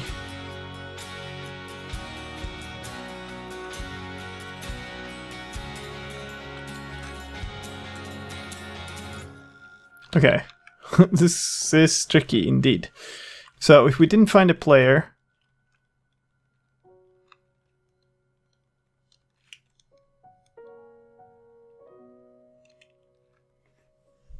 Basically, my problem is this. We need to rerun this whole function recursively because we didn't find a player, so we want to run it again.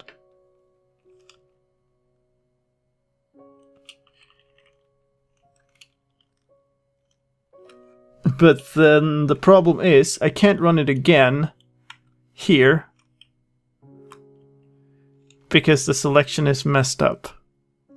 And if I run it again after this line, then I can't use this to test. Well, I guess what I can do is this. Okay, we move this up. So we reset the scores of everybody. And then we'll just, if we didn't find a player, we'll just run this function again, regardless. And it is called next player. We're gonna have to up here to do scoreboard players tag at e tag equals game remove player found.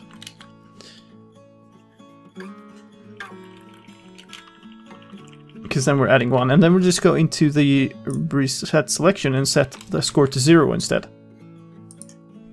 Welcome back, Jock. So we'll since we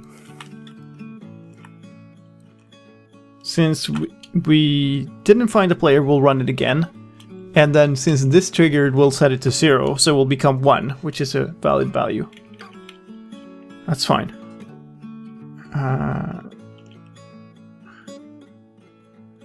Right. So that should work. The only problem now is once we're done with this function, we no longer have any any handle on the person who got selected. So we'll have to do that here, which is scoreboard players reset. No, we'll do tag at a remove current player, and then add current player to whatever player had this thing. Alright, so that should work, but that's a little bit fragile. We'll need to test this. But that means that we should have a next player selected anyway. Hey! That was terrible. Alright, so we can nuke all of these. Actually think I have one little selected thing left here somewhere. That's... yeah. Let's have that. Alright, so... selected the management stuff going on. This stops this clock, which is no longer a clock because it's functions. And this starts a new thing. So that's what we'll need to figure out next.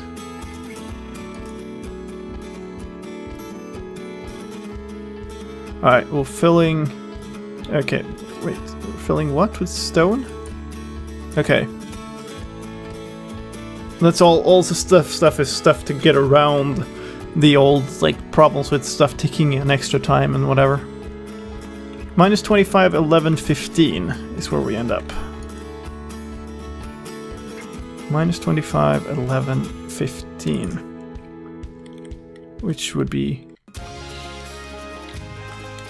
here. So that runs this block, which fills all of these, and then they get filled back. So this all is player turn starts. Nice. So we can just run that function here. Function build off. Oh, that's broken. Player turn start.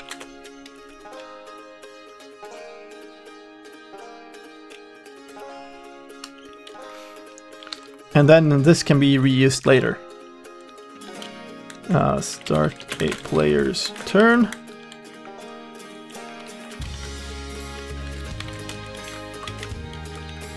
So what does this do? It clears their inventory. Yeah. Let's just move a bunch of this stuff over. Except it's not going to be... we're going to have to replace all of this with tag equals current player. Honestly, why don't we just clear everybody's inventory at this point? Is there any reason to ever leave stuff in somebody's inventory? Alright, so that's done. Set block of obsidian to stop an old clock. We don't have to worry about that. Wow. Big Telro.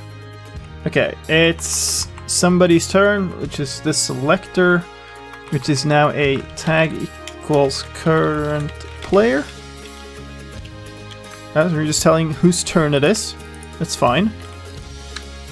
And that's setting a fill command in a somewhere, which we don't really have to worry about right now either. Right. We're giving the player 2 snowballs. Snowball selection I have in several of my maps. It's also an entrapment for the ready check. So this needs to be current tag equals current player, and so does this. So you get two snowballs. They're called place blocks or attempt parkour. And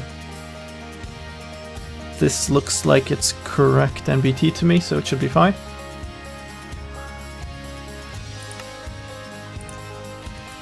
And then we are setting a block of redstone wherever. -2 in X and 3 in... What? Okay, back. Yeah, it's over here. Those are really annoying. What does this do then? Waiting for snowball throw. Ah! Okay! And now we actually need to... Now we actually get to do something funny, which is game rule, game loop function. Select action loop. Build off call. So this is how I build my state flows now with functions. You just basically go somewhere where something happens and then you switch the game loop function to something else. So let's make one of those. Waiting for player to select action.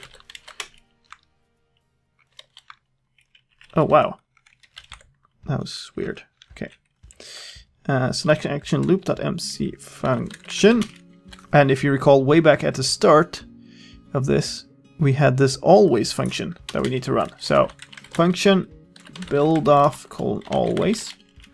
That's because we always need that running, and then we can do the rest of whatever. So that's what is coming from within the game.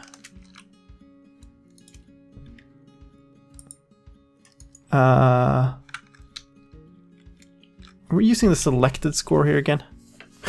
God dang it. Using that for everything. What more?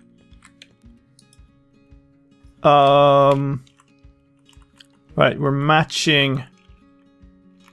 We're setting the selected score to 1 or 2, depending on what you're holding. Right. Right, and then we activate. Can I reuse the selected score? I guess I should be able to.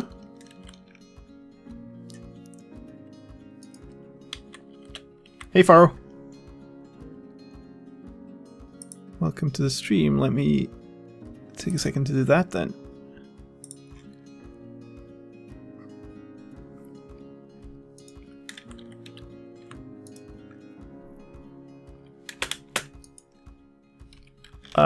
I am going to assume that I can reuse the selected scoreboard.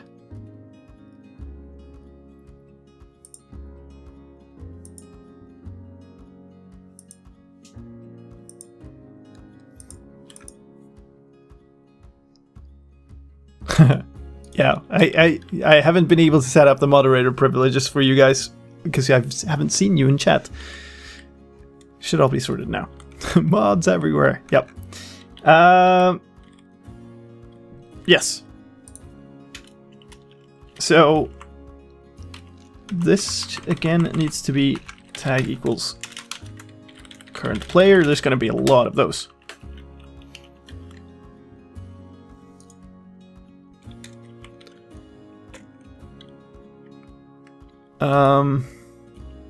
Set selected to 0.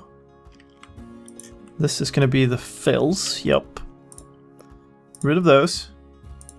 All of those. Now, this might need some modification for the NBT parser thing. What's that ink all the time? It's what, for whatever reason, it's getting pasted, it's getting put into the editor when I click my keybind to switch into or out of the editor view in OBS, which is like Control-Shift-E. So I don't know why, but that apparently is ink. So tag equals current player. Selected to if inventory has a list with an item with a tag with a display with a name that is attempt per core. That actually looks correct to me.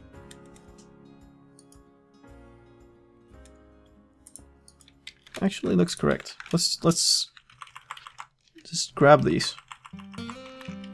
Tags current player. Selected 1. So now we have a score that is a 0, 1, or 2, depending on what you held.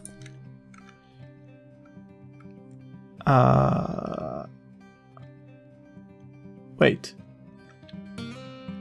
What you're holding. This tick.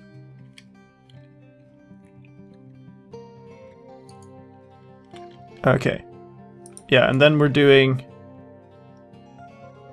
Yeah, then we're doing 2 different set blocks, I'm gonna assume. Depending on... Yeah. We're doing 2 different set blocks depending on which one you had. Because there's another scoreboard. What text editor that? This is Notepad++. And we're basically doing this as well. It's just a set block of Obsidian if the selected score is more than...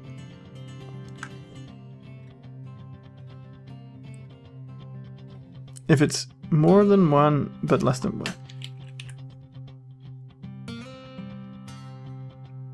But...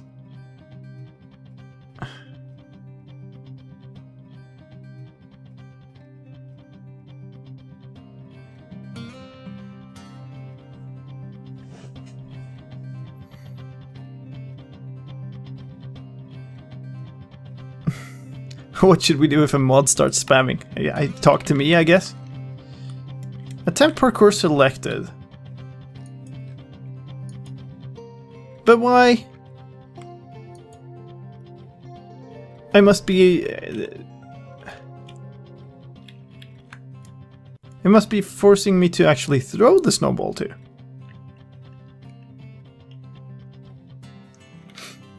No, oh. It's backwards. It's backwards. Of course it's backwards. Ha! Okay. Wow. I have been clever here. We set the score to 0. We add 2 if I still have the attempt parkour snowball in my inventory. And then we add 1 if I still have the place blocks snowball in my inventory. Which means that my score ends up being 1 or 2 depending on if I have thrown it or not. And if I haven't thrown any of them, my score will be 3. Alright, snowballs are still in inventory. Very clever of me. Very clever of past me.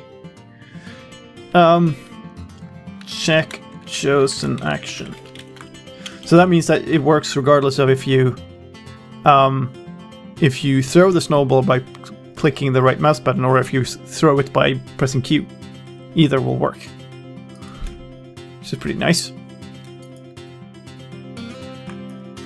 Alright, and we're gonna run a bunch of different functions here depending on which one.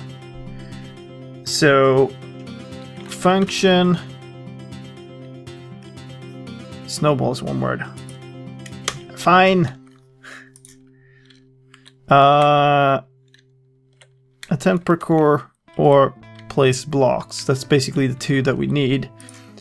So build off colon start build action maybe. If at a tag equals current player score selected. Now here's where it gets tricky. So my score will be 2 if I'm still holding the attempt parkour. If I still have that in my inventory, my score is 2. So if my score is 1, means I selected attempt parkour. Which is not the one I'm doing right now. So the score selected equals 2.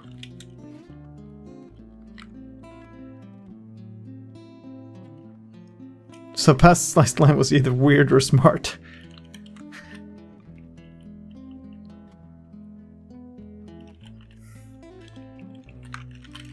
And then we have start parkour action. And then that's the opposite, which is 1 here and 1 here. Okay, so and those two functions are then going to in turn set up all that they need to set up, and then switch out the game loop function to be something else. So we stop running this thing. Alright. So, oops, let's go back into the game. So running out of energy a little bit here, so we're probably not going to run that much longer. We might not get all the way through this one.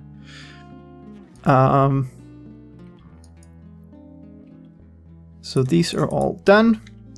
Dunzo. Attempt parkour selected. I guess we should run... The natural order of things is to place blocks first. So start build action. Start player... move back in here. Start player...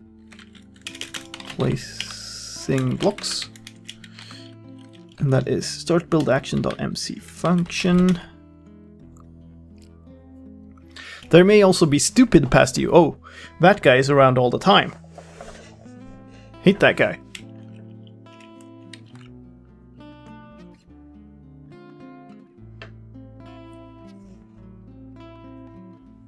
Alright, so this needs to game rule game loop function build off colon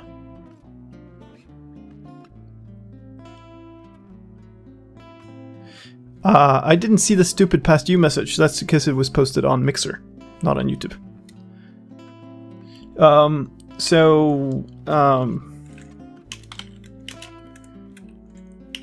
Place blocks loop, because why not? Alright, so we switch the game loop to that. And then we'll see what else is in this thing, because there's plenty of more blocks here. So, place block selected. This will be the fill, yes. And then that fill gets filled back here. So all of these other blocks set up the action. I think they are pretty much all give commands. There's always a jump future you who can fix anything you break or finish anything you leave incomplete. I don't know. That guy is kind of grumpy because he gets to finish all stuff all the time. Alright, we need to clear again. And again, we might as well just clear everybody's inventory. There's no reason to do anything else than that.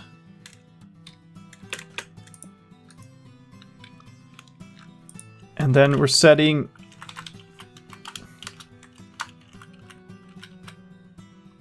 It's already a Minecraft game PDF page for 113.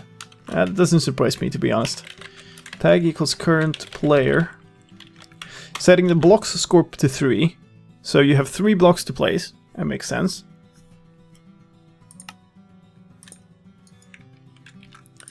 Yeah, then here we go.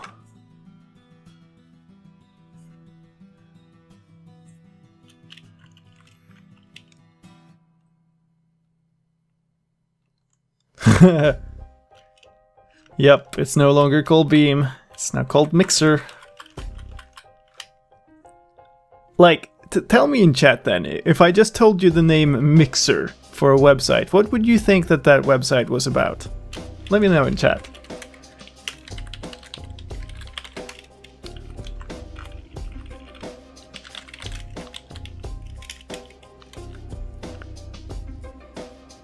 No one else talking on Twitch. Yeah, Twitch is the least amount of viewers out of all the sites.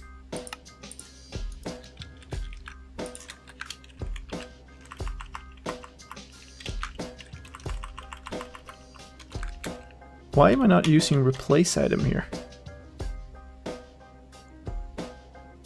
Not streaming, dating or cocktails, recipes. Music, DJ, crappy playlist manager. Mixer, the new dating site. Maybe music or so. Some online dating site. Yeah, I also think that. It sounds like the perfect dating site name. But that's where we're streaming.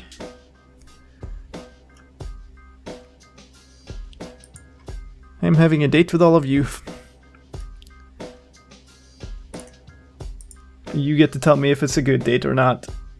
Oh, let's see. What am I doing? Right, I'm thinking about why... An interracial dating site, that's very specific. Maybe that's it. Yeah, we'll do this first, and I will figure out if we want to switch to using replace item later. If there's a good reason for it. I mean, this will always work. So we'll set up... a Blender store. Yeah, maybe.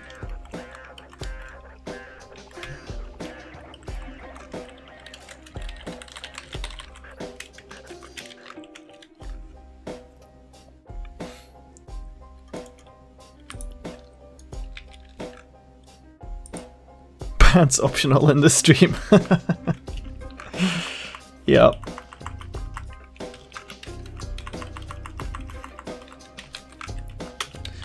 It's the classy type of stream date.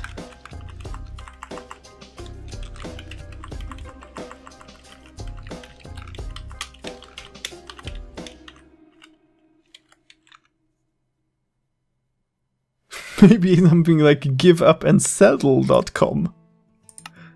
Wow. Really?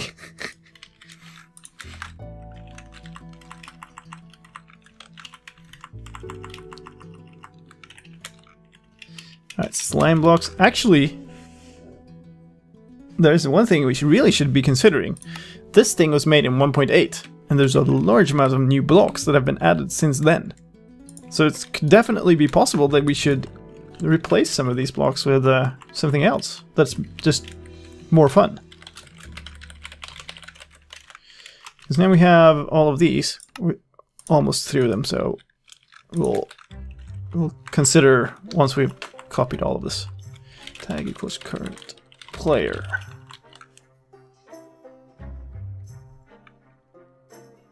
Hashtag block links on Mixer.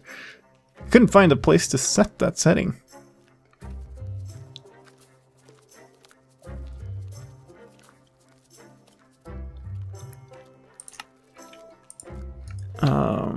Yeah, and this starts some fill clock, which is going to be one of these. It's going to set a redstone block, yeah, and this resets some inventory count.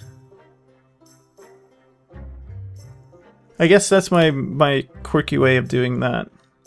Alright, so the current set of gear that you get when you place blocks is planks, a wooden slab, a trapdoor, fence, glass pane, ladder, slime, packed ice, and oak stairs. So I wonder if there's something that's been added in the last 3 major versions of Minecraft that would be more fun.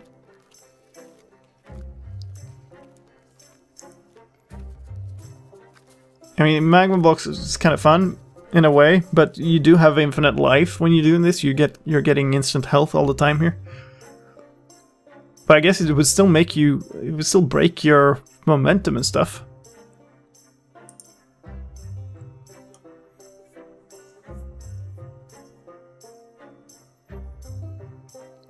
Well, these aren't going to help much. End rods, maybe. That'd be interesting.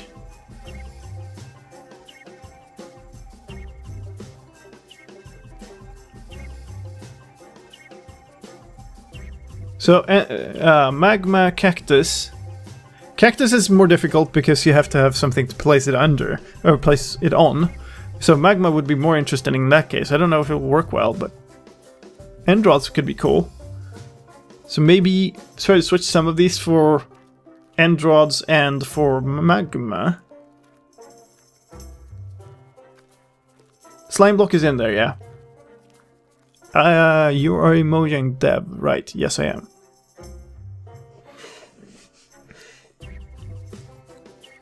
Shulker boxes don't really help in any way or hinder you. Dragon head, I don't know. This is kind of not much different from another head in terms of hitbox and stuff. Too bad you can't give people half beds.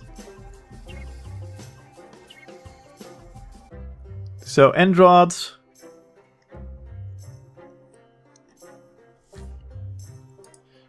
I mean, shulker boxes, but they don't, like, they're just a square box in terms of parkouring on them. So, I don't really think that would help at all in that way. So, let's say I have this jump. How does that... Can I switch to survival mode? Yeah, I don't get moved back in, which is another thing that... Yeah, it does still... Like, but does it... It's still a little bit of flavor, I guess, but it's still...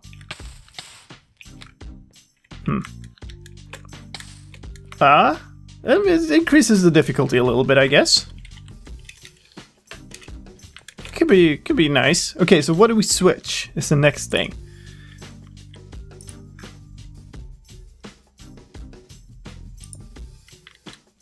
I am a Minecraft dev, yes.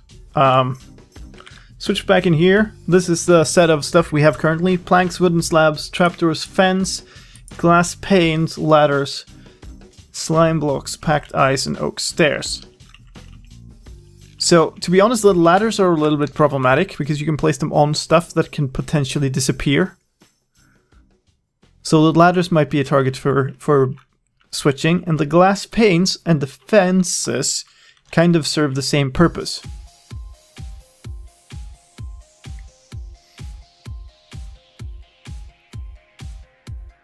So I'm...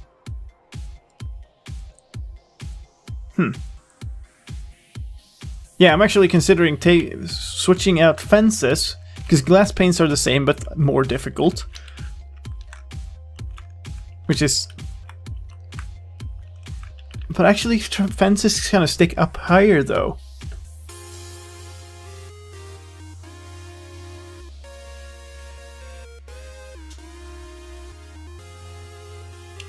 No, we might take out... Stairs could be another option. Really not much difference from all this stuff. We'll replace ladders with... So... Oh, right, end rods. So, end rod.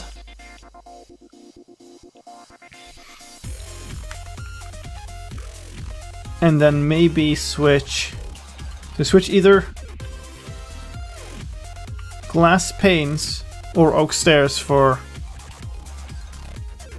magma.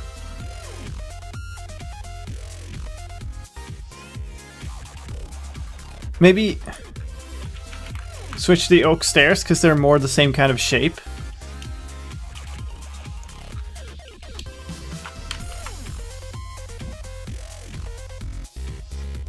Magma. So potentially we could switch glass panes for something else too. End rods are basically the same as glass panes. I don't agree at all. End rods can be put sideways and stuff. Anything else we might want? interesting in here? I don't think so. I mean, the other thing, we've added observers.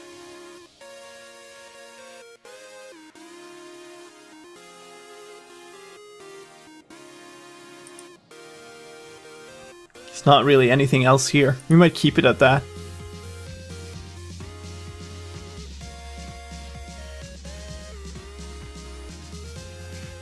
I want to switch it maybe, just to have a colored glass pane instead, just for visibility.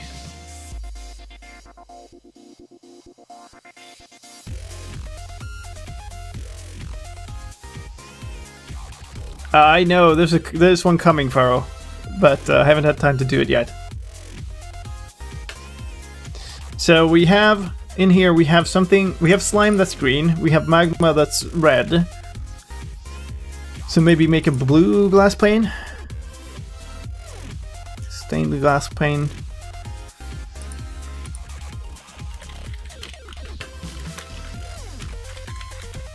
Do that, right? Alright. Color equals blue is not a valid number. No, does it have to be a number for an item?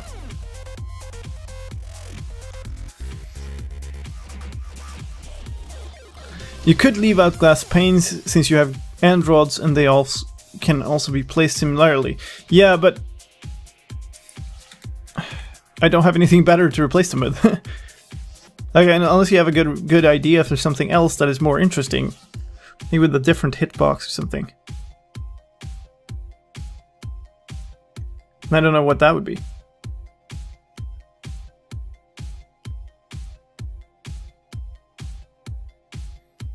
Make the glass pane form a rainbow and place down, maybe. Let's see, flower pot? I mean, would it be flower pot or like a skull or something? Stairs. I just removed the stairs.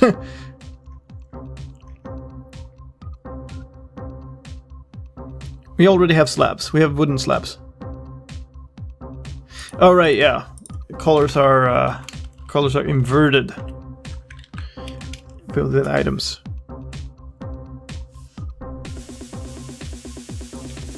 That's annoying.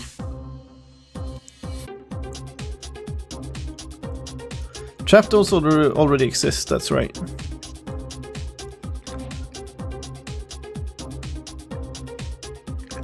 Oh, come on. There.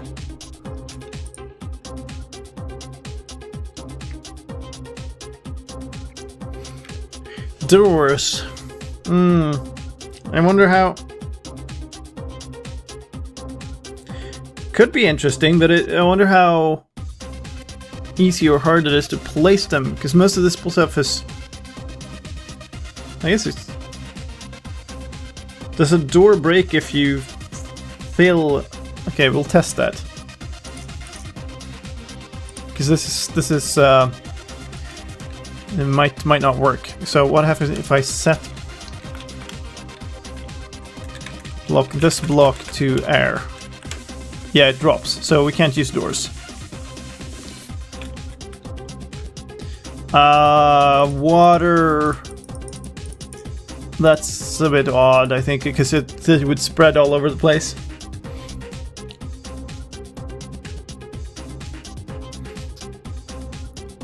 And it would spread weirdly. Daylight sensor. It's kind of in between the other ones. Fence gates. I don't know if they... That wouldn't really make any much of a difference, would it?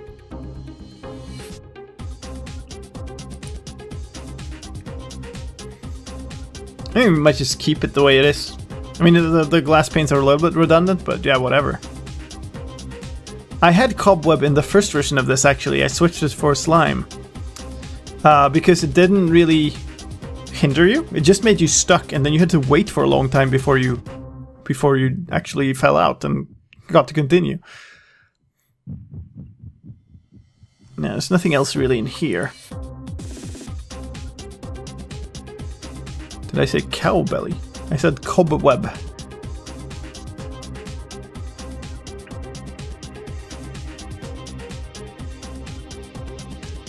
Unless you put it on planks. So basically what I'm looking for is I don't want items that will, for any reason, pop off things. So they have to be able to be in midair. But I also want as interesting items as possible.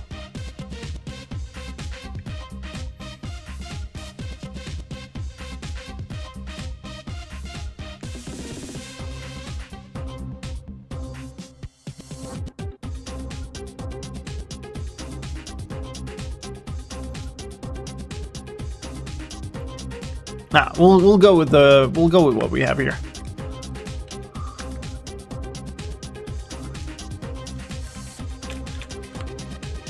That's a weird shape up there.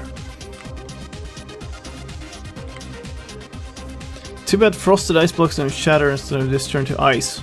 Oh, I guess we could special treat that, but I also don't want things that change during the course of the game.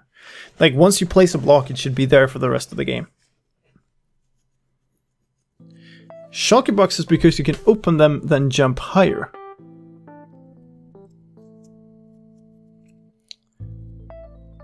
That is a kind of interesting point. But that also complicates the placing procedure, because now you can then take some of your materials that you can place and put them into the shulker box, which I don't even. Cake. Players could eat it piece by piece and therefore make it harder again over time. You have constant saturation on this map, so that you could never eat it. Which doesn't mean that cake is not a valid option. But that would... Oops. That would more like depend on its hitbox and stuff. I mean, it is a little bit smaller.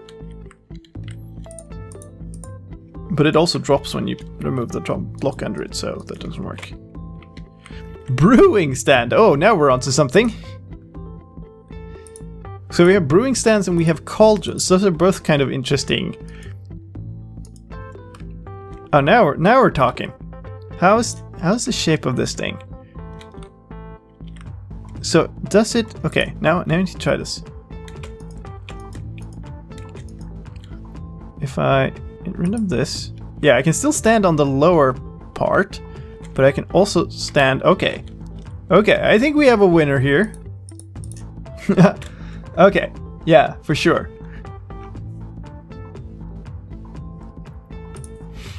So we are switching the glass panes for brewing stands. Wow. That's mean.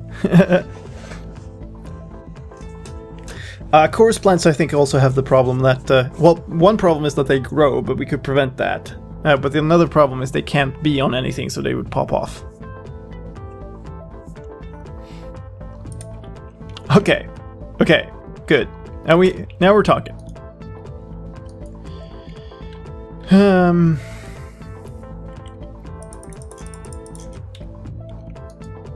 Right, this starts a block that is 4 towards X, which is the way I'm looking. So it starts this clock. Player placing blocks. Alright, place blocks loop is that.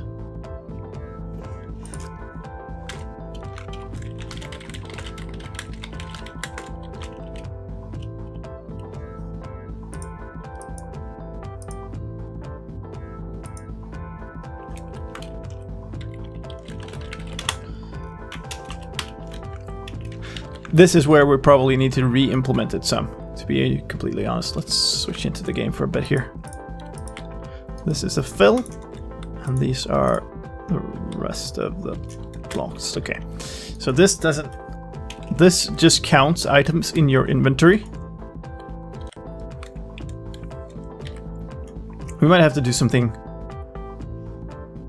We have to do something combined.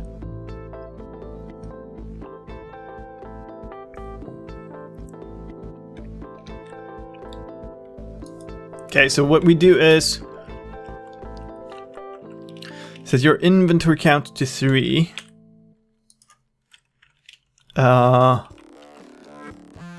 Alright, yeah, okay, and then we set your inventory count to 2 if you have any slot in your inventory where you have 2 items. Because that, by definition, means that you've either placed or dropped one. Okay. And then what? And then we set your inventory count to 1 if you have any slot with 1 in it. Okay, yeah. But then how do we...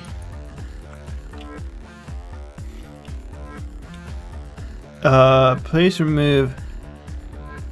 Then we remove 1 from your inv count. Okay.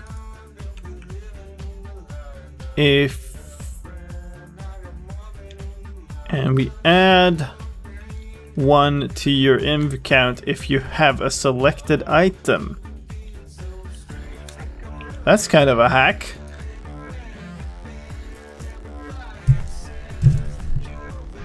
It's very much a hack.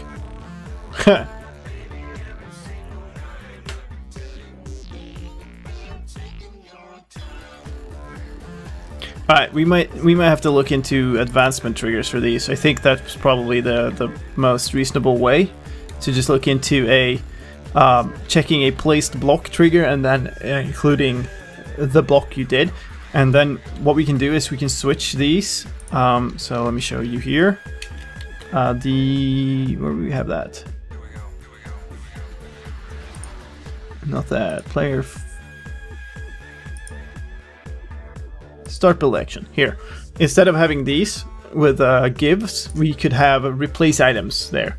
So you basically replace items. So if you start throwing stuff out with Q, it doesn't matter. You just get an item back, and you always have the correct amount until you've actually placed a block. So I think that will be a lot better.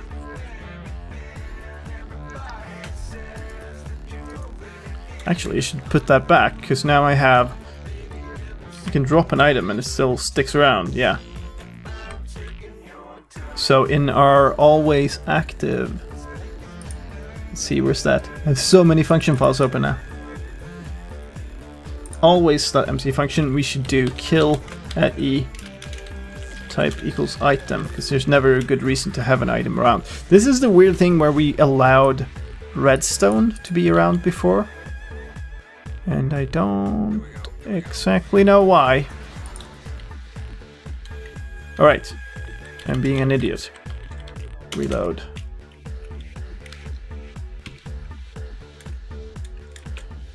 Alright, so we reloaded that. Now if you throw it out, it just disappears immediately. So that's pretty cool, but I think we'll round off for today. These are those ones. So, we'll continue with this later. Maybe next week. Maybe I'll do more of it off stream and see if I can get the map done. But I think that's pretty good progress for now. So we're gonna do that. Thank you very much for joining me. This was interesting. It's a little bit lower view count than normal. It's weird. I've gone from having only lots of views when I did command block stuff to having more views when I do survival stuff.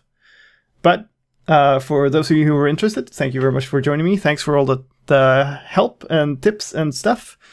And I will see all of you guys later. There's videos coming tomorrow. There's another stream coming on Sunday, which I don't quite know what we'll be doing on yet, but it's a survival stream anyway. So, thanks for watching, and I'll catch you laters.